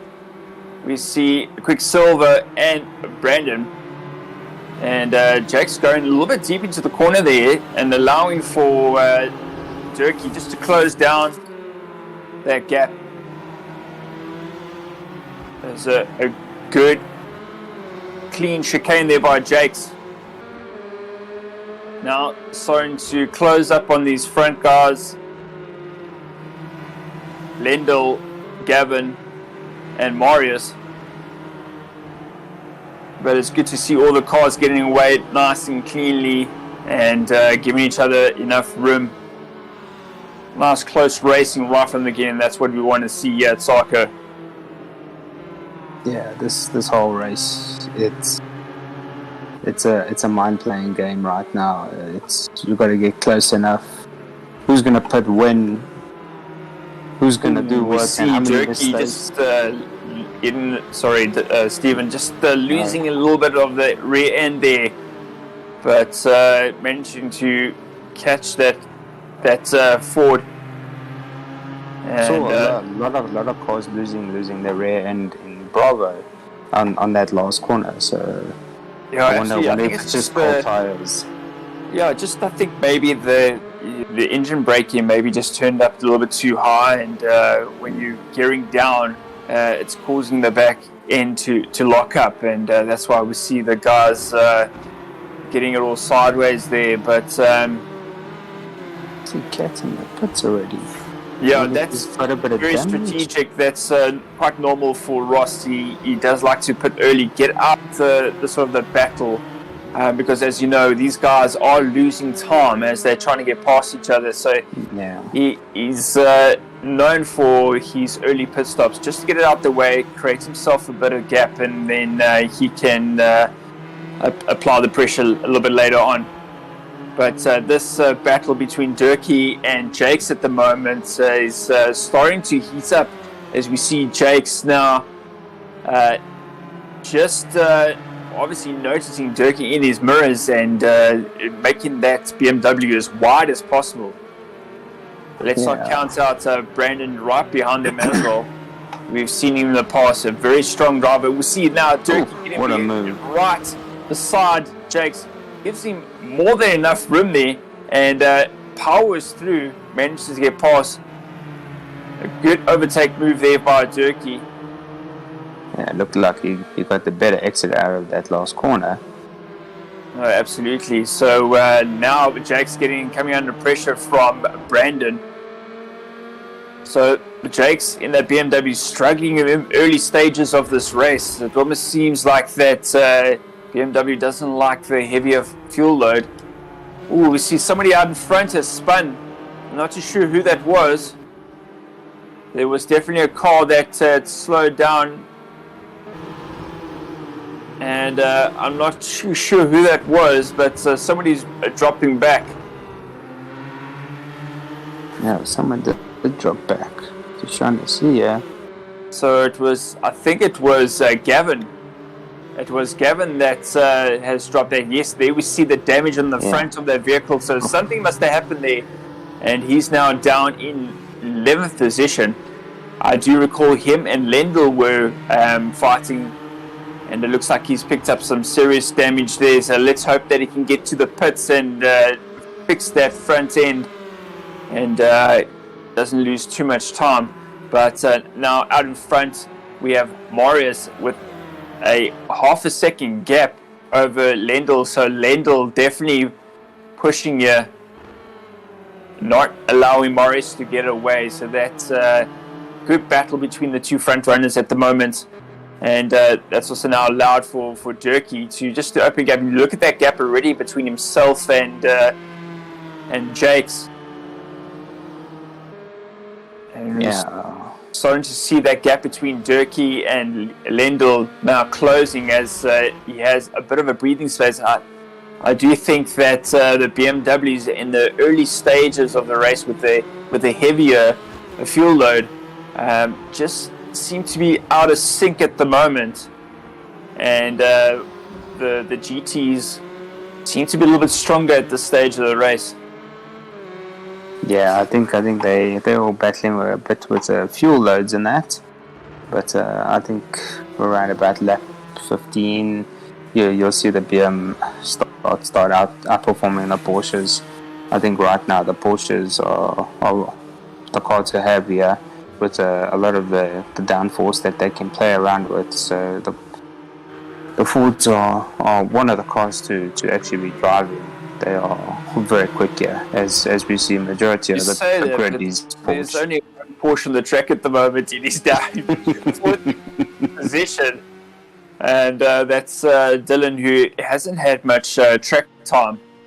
Yeah. And you can see now that he's definitely way off the pace there. Almost 2 seconds off the pace at the moment, but that's what happens when you don't practice. Yeah, you can see he's battling a bit there. Yeah, but let's hope that you can start getting used to the tracks and finding the limits, and we'll start improving those times. And we'll see somebody coming in the pits there, and that is Gavin. Yeah, coming to give that front end of the car a repair. So we see him in the pits now. So they will be changing. I'm just going to go out in front here. Lendl now all over the back of Marius, applying the pressure there, trying to find a gap pass. And Morris is making that BMW as wide as possible. You see now Lendl going on the outside. He tries to take a different line to Morris. Morris goes defensive, but not finding a way through there. He's making sure that BM is as fat as possible right now. Absolutely, and I think the only chance he has is on that second last corner, that little 90-degree bend before you get down onto the main straight. And will he look on the inside? He's not close enough to challenge, but gets a good drive out of that final couple of corners, but still unable to get past Marius. And very, very close. With the pace of these guys out in front, I think we are going to see a very, very tight battle towards the end of the race. There in the background, Durkee still maintaining that gap between the guys on similar pace. Actually, on that last lap was 2/10 quicker than Morris and Lendl, who are fighting it out at the moment. So that gap between him and Lendl is coming down. Jake's still in fourth position, but has Brandon trying to get past as well. Yeah, and yeah, then in the background we see another Ford GT, and that's Rockstar Mel, who goes a little bit wide there and takes a bit of grass. Yeah, it actually looked like he locked up there for a minute there. And a good battle here between the Horn Dog and Peter Brandt. Peter Brandt looks like he's picked up a time penalty, but yeah, still a long way to go. We still got 19 laps left, and the Horn Dog also hasn't had much practice. I believe did manage to get a couple of laps in just before the race, but he's struggling down in 7th position at the moment. And Peter Brandt all over him. And we know Peter Brandt loves that Ferrari. We saw him the previous season taking the Ferrari GT. I think it was a GT3. And yeah, GT3, yeah. Absolutely, and doing very well the last season in the Bravoteers. Managed to pick up a win there.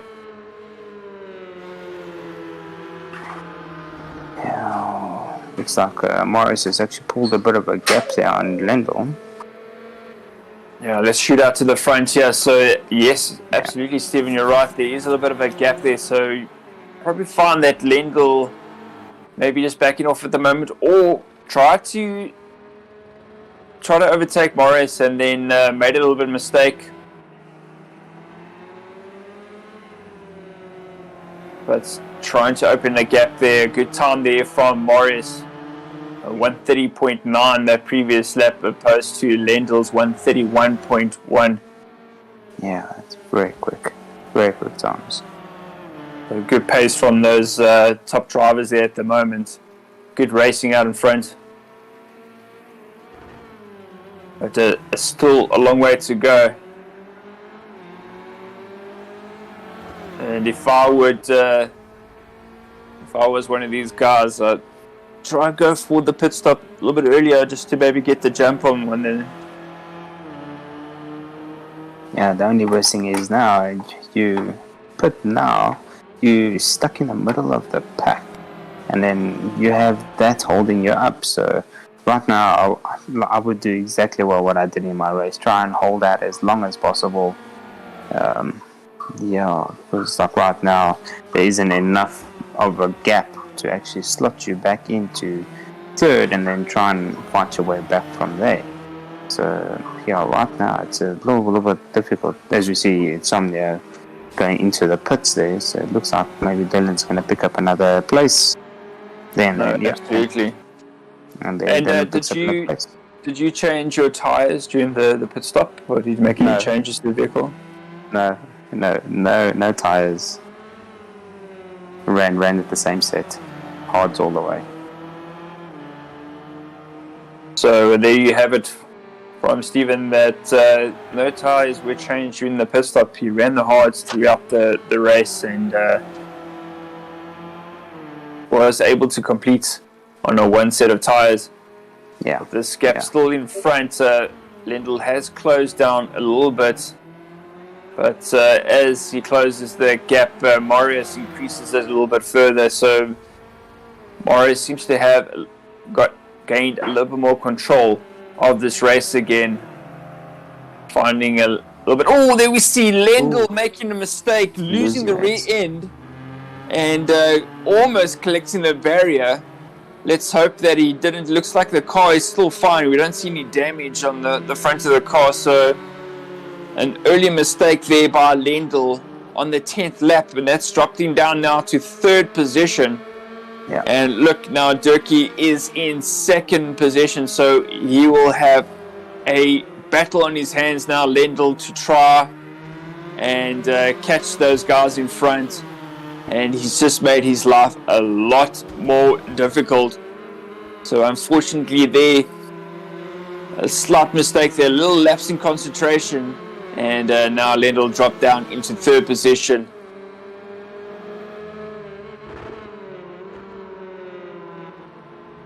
Out in fourth at the moment, Jake still with that battle between himself and Brandon. And Rockstar Mel now on the back of Brandon, so applying the pressure. Looks like the BMWs are finding a little bit of pace now. Now that the fuel load is starting to burn off a bit, and definitely finding a better rhythm as compared to the beginning where they was struggling for pace. But compared to Jakes and Marius, the two guys running in the BMWs at the moment, Marius still able to do those low 31s, high 30s, as opposed to Jakes, who's close on the high 31s and low 32s. Yeah. But nevertheless, has started to open up a bit of a gap now between himself and Brandon. And I'm sure that will relieve him of some pressure, so he can just now concentrate on putting some good lap times in. No, definitely. As we see, Lendl went into the pits. Yeah, Lendl goes in the pits now. That moves Jakes up into third position. Yeah. So even better now for Jakes. He's got a nice clean gap in front of him. And then we actually see Marius is actually in the pits as well. Not Marius. BRM Marius. Marius, that's correct.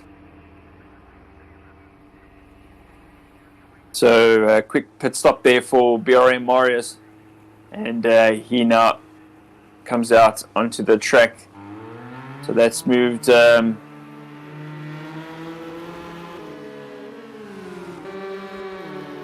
That's moved him now into back onto the track. Now he's down in 12th position. In shot at the moment we have Dylan, and I'm just having a look at the times there. Ooh, Dylan goes a little bit wide there. He does currently have a 1 second time penalty, which is not too bad compared to the guys in the previous heat that we saw. 10-second penalties for some of the drivers there, and as we know, that was for speeding in the pits. Yeah. Oh, there we see Terry, and I was just wondering how Terry was doing. Now we see him making a little mistake on that famous second last corner,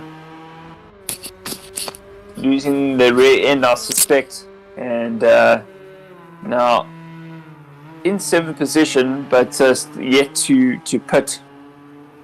Yeah, it's still a long race here.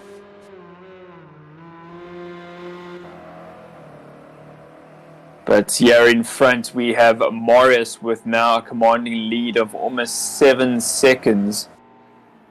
And a nice clean track for him at the moment. And so he can just extend that lead. And I think with the next couple of laps he will be starting to think about his pit strategy and concentrating on that braking point as he comes into the pits. Like I said, it's very easy to make a mistake. Coming into the pits, you can overrun and not get onto that speed limit and lose available seconds in penalties.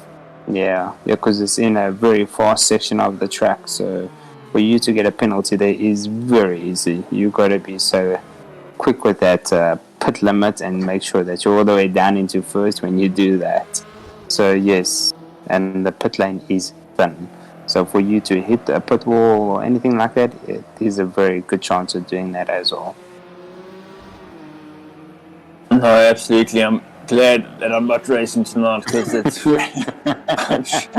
knowing my luck, I would just plod straight into that pit wall. But in second position we have that's Quicksilver, that's Jerky, and starting to close that gap again. We see Jake's a 2/10 quick on that last lap. So now Jake's starting to turn up the power a bit and will be wanting to catch Dirkie out in front. It's good to see Dirkie out in front. He's been a very strong racing in the past. He hasn't had much luck in the previous seasons and seems to be off to a good start so far in this GTE series. Yeah, I think it's this racing today. It's all about luck. You could come past the back marker. Back marker could lose it, and then you could swap out at back marker. So like right now, it's all up on luck. That's how I see it. Yeah, we've seen how luck plays a huge, has a lot to say in most forms of racing.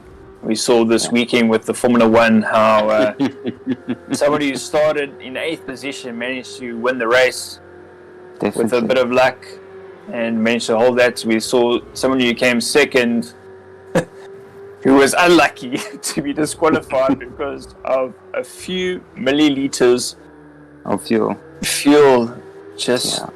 So very unfortunate there for Sebastian Vettel. And then we saw the poor Red Bull team getting taken out by the Mercedes teams, but I think that was all planned. That was just Bottas sealing his seat for 2022. Look, Nobody I joking. really, There's things I really to hope happen. not. I really hope not.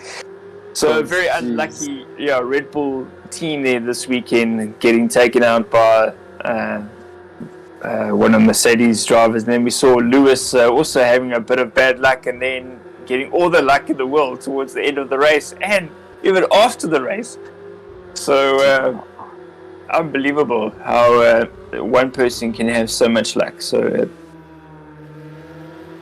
Yeah, I guess when you have all that luck, you better use it while you still have it. Eh? And here we see a perfect example of somebody coming into the pits. Here's Peter Brandt coming into the pit lane. I think this is one of the first times we've seen this on board. In the pit. Shots coming into the pits. So I just want to see what the time's like here to stop. It looks like he might be doing some repairs to that vehicle because that car is stationary for quite some time now. He gets away now and drops down into 8th position. Yeah, he was in the pits for quite some time. Yeah, so he must have done some sort of damage control there or repairs to that vehicle. But he does drop down into the field. Now Dylan coming into the pits for his mandatory pit stop. See now Terry down in last position. And that's Quicksilver behind him. Or was it Quicksilver? No, it was somebody else. I thought it was...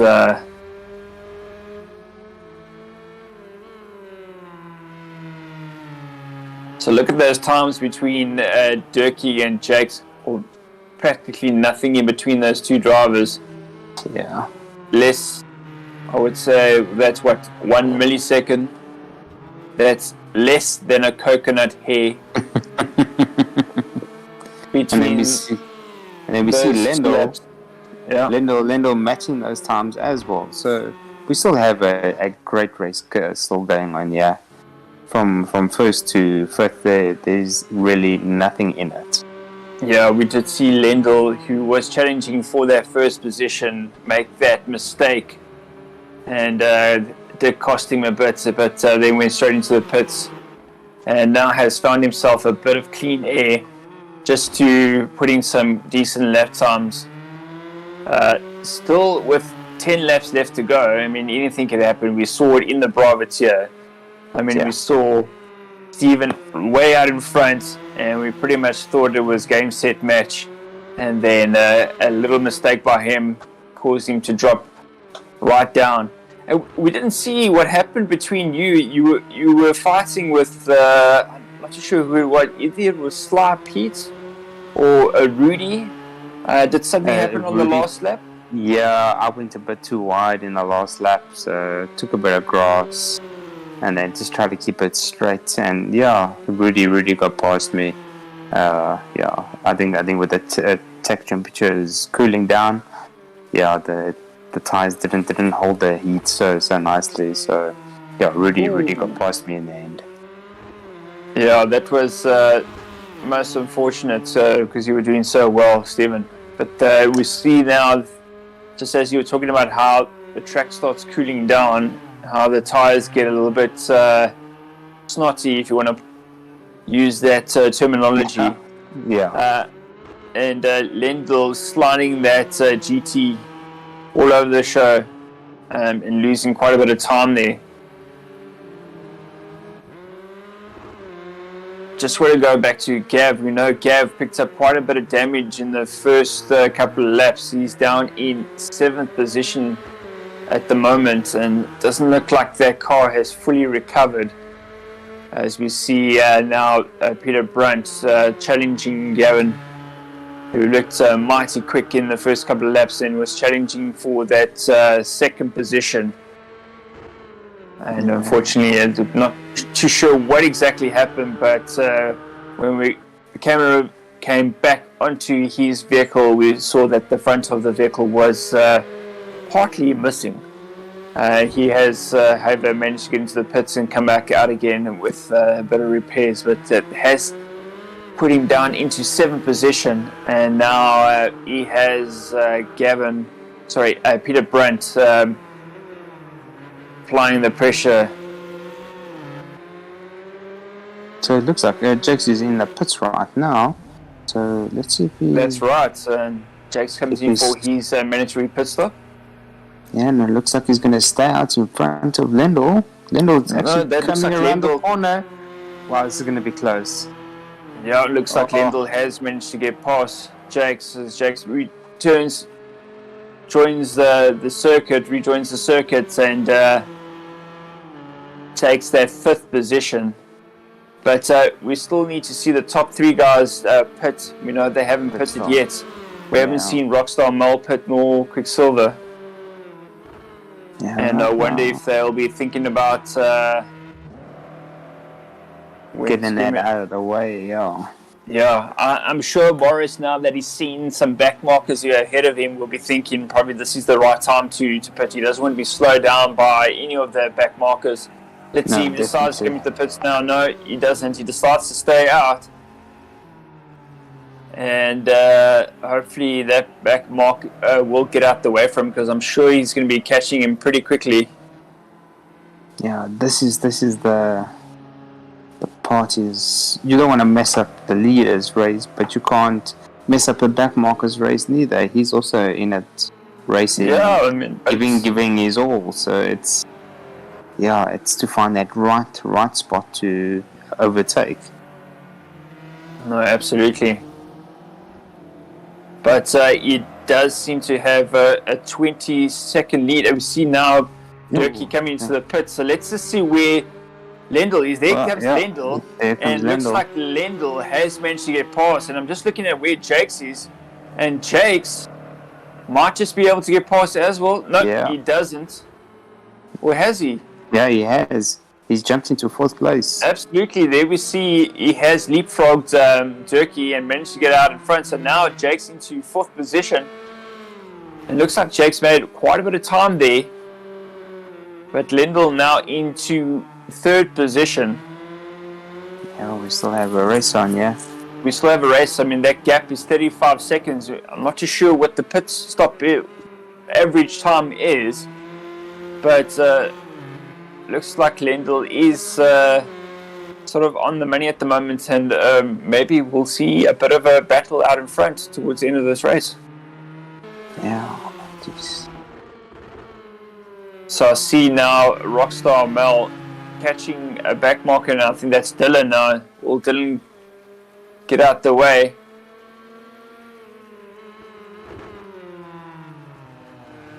And if I were Mel now, I would definitely do a pit stop, because that's not going to help him.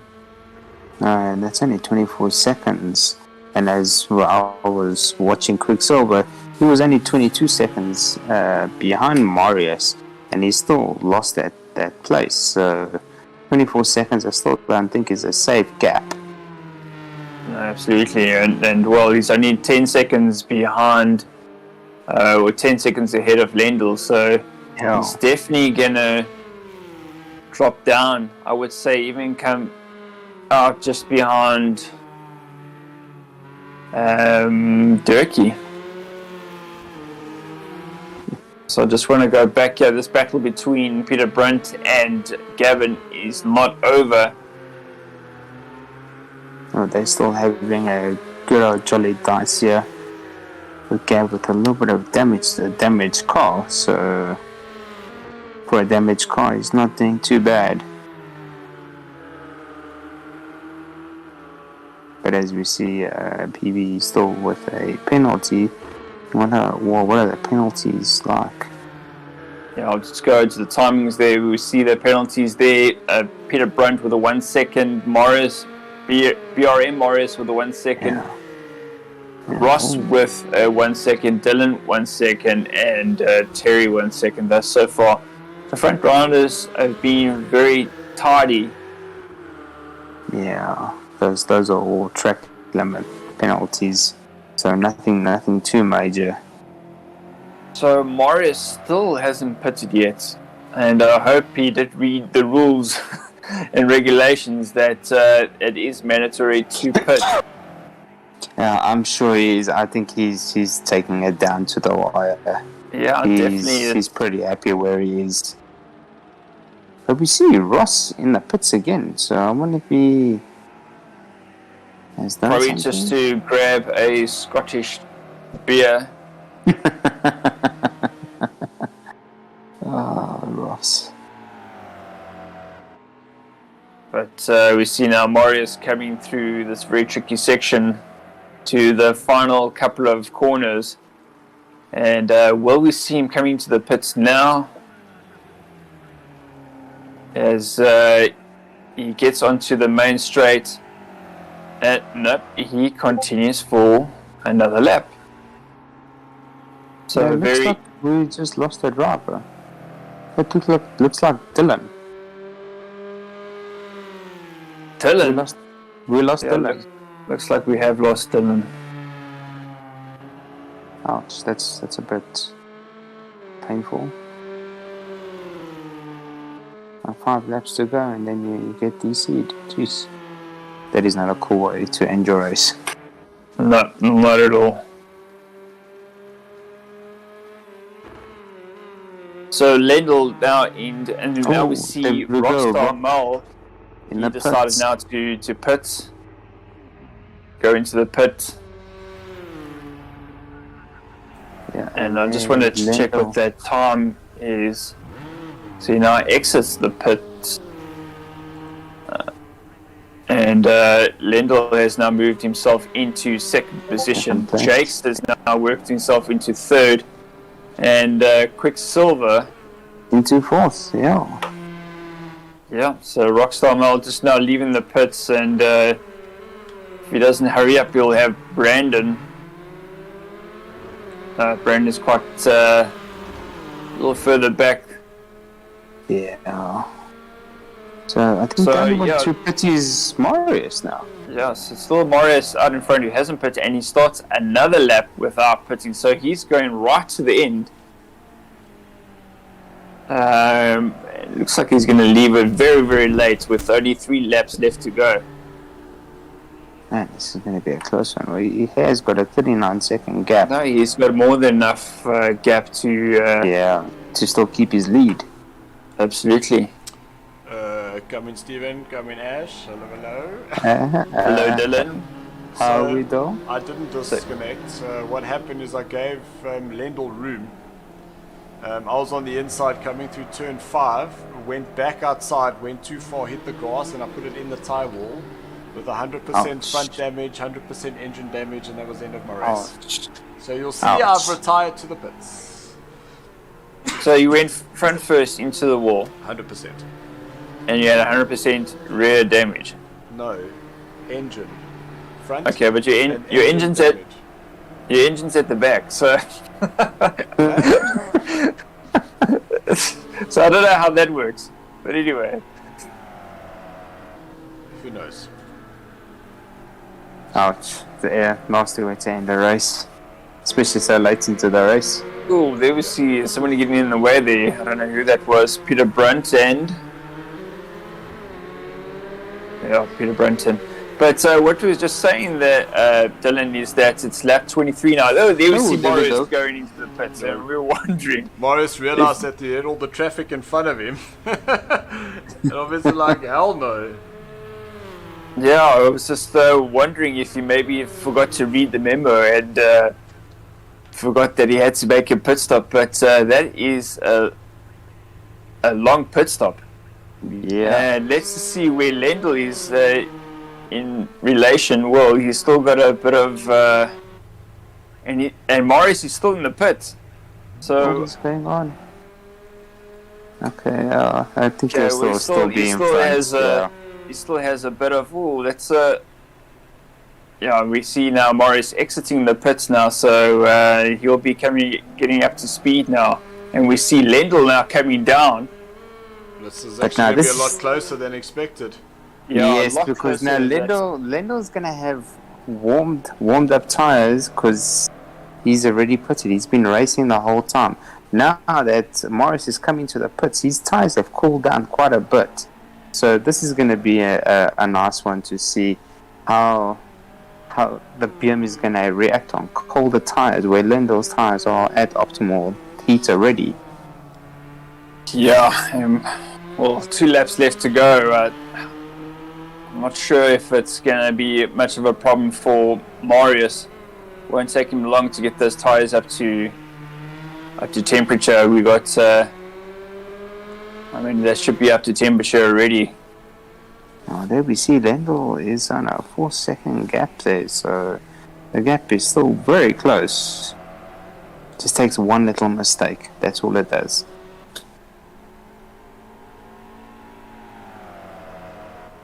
So I wonder if Marius put extra fuel in or something, or had some sort of damage that he needs to repair. We'll have to ask him after race, because there was a longer than usual pit stop compared to one of some of the pit stops we have seen this evening, and nearly put him into a bit of pressure there. But that gap, which was down to 3 seconds, has now already increased to a 5.5.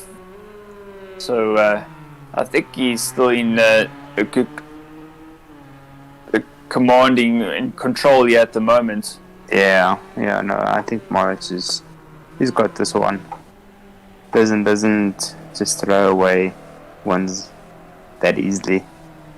But Jakes will be watching Marius's times and probably going back to the drawing board just to maybe tweak that setup a bit, because he's been found lacking this race, a little bit under performing compared to his rival out in front at the moment in the same vehicle. And we have seen Jakes and Marius very close battles in the past, and I'm sure we will see throughout the season history repeating itself with both these drivers in the same vehicles. But looks like Marius has found a good setup, and it has definitely shown this evening. No, definitely. I know Marius has been practicing quite a bit, so he's got a solid setup with that BM, especially on this track. Not one of the easiest tracks to drive or finish. But yeah, it looks like he's got this one in the bag. You're right about the not finishing. Holy cow. Oh. But yeah, I noticed in this part of the timer that the track temperature dropped so quickly, it was not even a joke. Oh, there we see Lendl's just going to the pits. So what happened there? Oh my word, something has happened to Lendl, and that's caused him to go in the pits, and looks like he's picked up a time penalty. It doesn't look like he's going to finish this race. Oh my word, he has retired back to the pits. So I'm not too sure what happened there. I wonder whether he was running out of fuel, went in to have a top up, and they didn't. I wonder. Goodness, a very frustrating race there for Lendl, losing out on the last lap of the race. Man. And that moved Jakes into second position, so Jakes will be pretty happy with that. No, geez. And Rockstar Mel now inherits a podium. Man. And he's actually got to pass Quicksilver. So Quicksilver, Durkee's also made a mistake somewhere, because I'm quite certain that Durkee was ahead of Rockstar Mel. So there's Marius crossing the line in first position. A well-deserved victory there for Marius. Definitely. Led from the beginning to the end. In second position, Jakes picking up a well-deserved podium there as well. Pretty unexpected, but yeah, the luck there swinging towards the BMW. So BMW 1 and 2, followed by Rockstar Mel in third position. Yeah, Durkee in fourth, and looks like we have some disco lights there coming over the track. in spectacular fashion. And in fifth position, Brandon. Peter Brandt, well-deserved sixth position. BRM Marius in seventh. British/Scottish international Ross coming down in looks like he was demoted down into eighth position there. Ninth. Yeah, ninth. Terry got him there. Time penalties. Yeah. Well done, guys. Can the top three please join us in the commentary? Might as well add Lendl just to ask him what went on. Yeah, I would love to know what happened there. Man. He had that second place.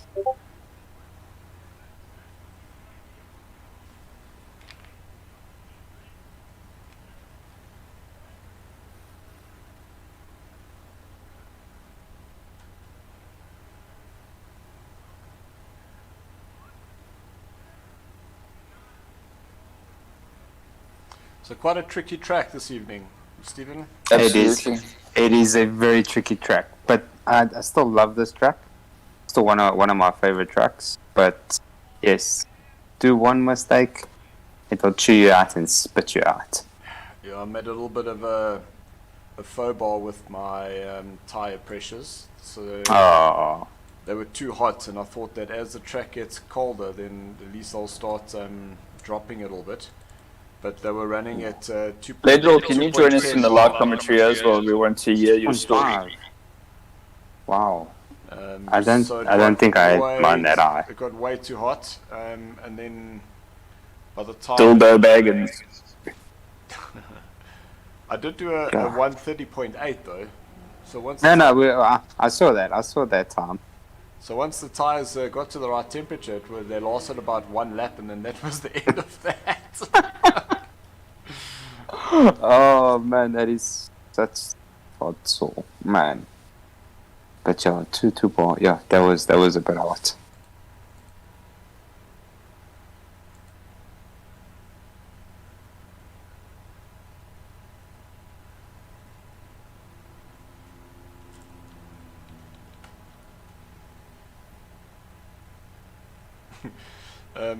Dane just commented there to say that Mario's setup is the loose with full downforce. Loose with full downforce. Listen, I can actually see that happening, so Dane, I don't think you're pretty far off.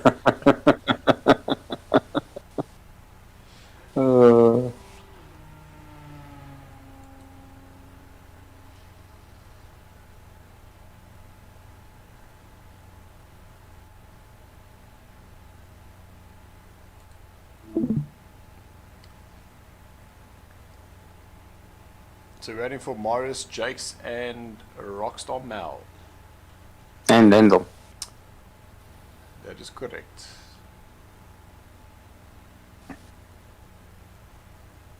But yeah, I can see something with the fuel happening there. I was going to fire the chief mechanic.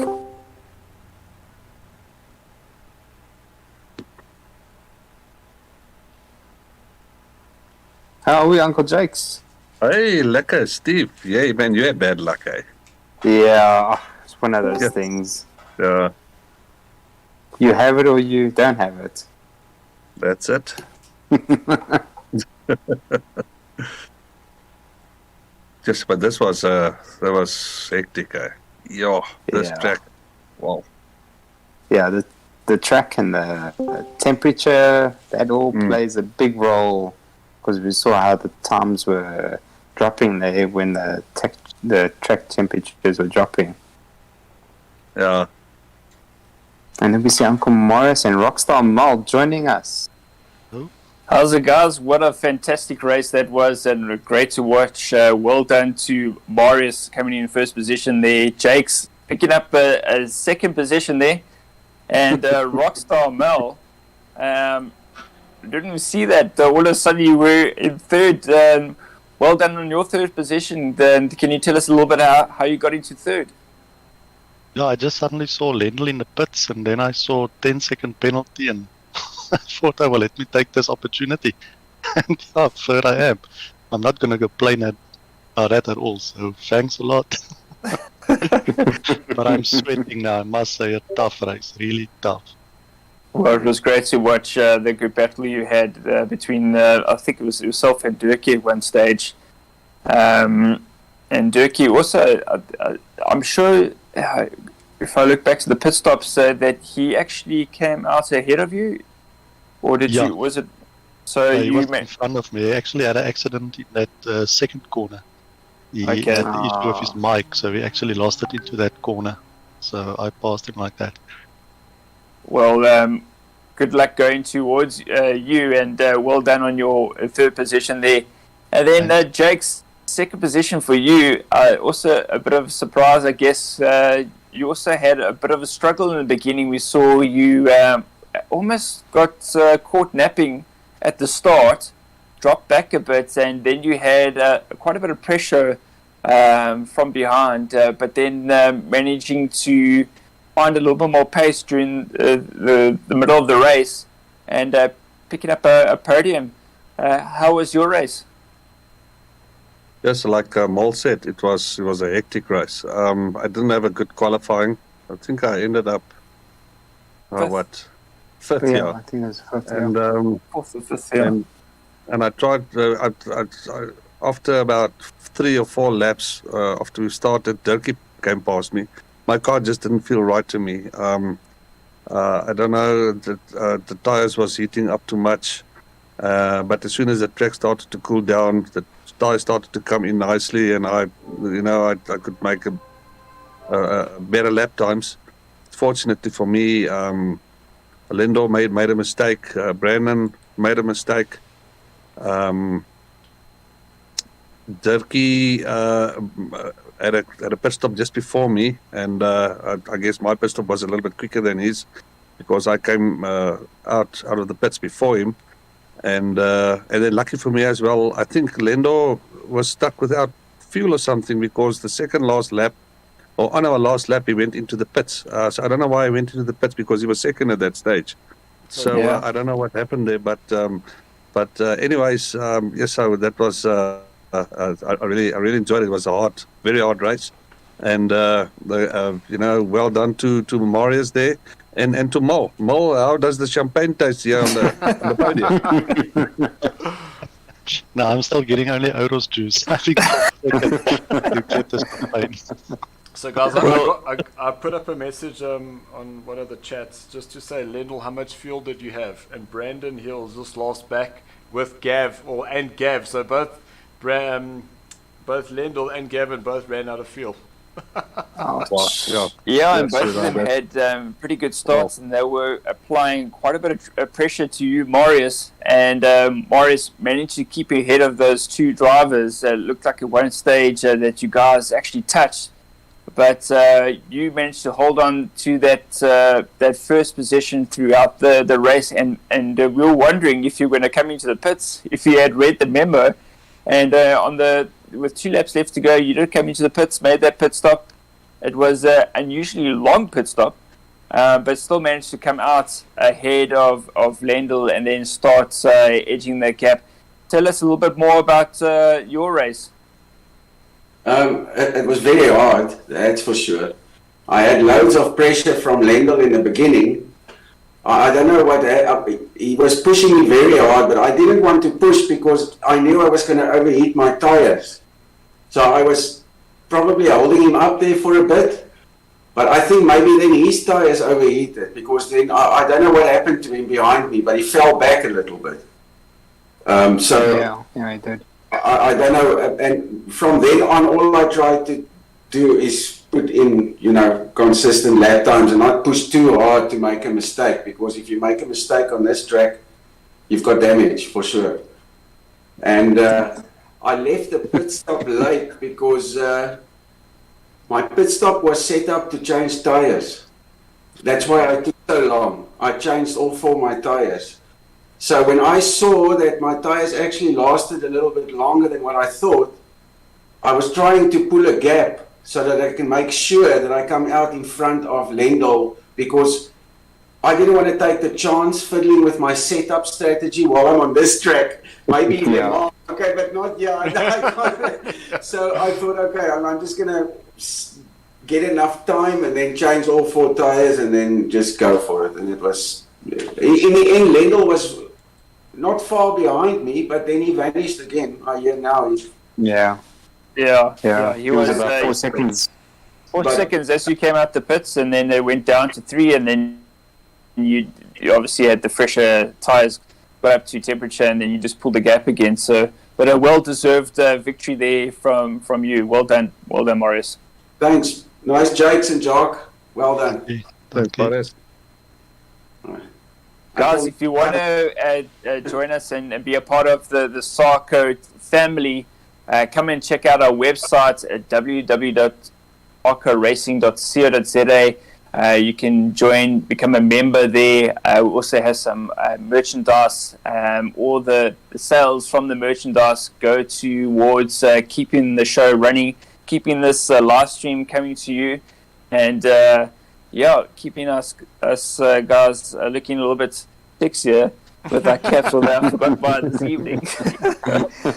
But and there's also loads of opportunities. I mean, we are giving away a bit of a race experience. So some of the guys who have won in the previous events are now getting some track down with Dylan in his very fast go-kart.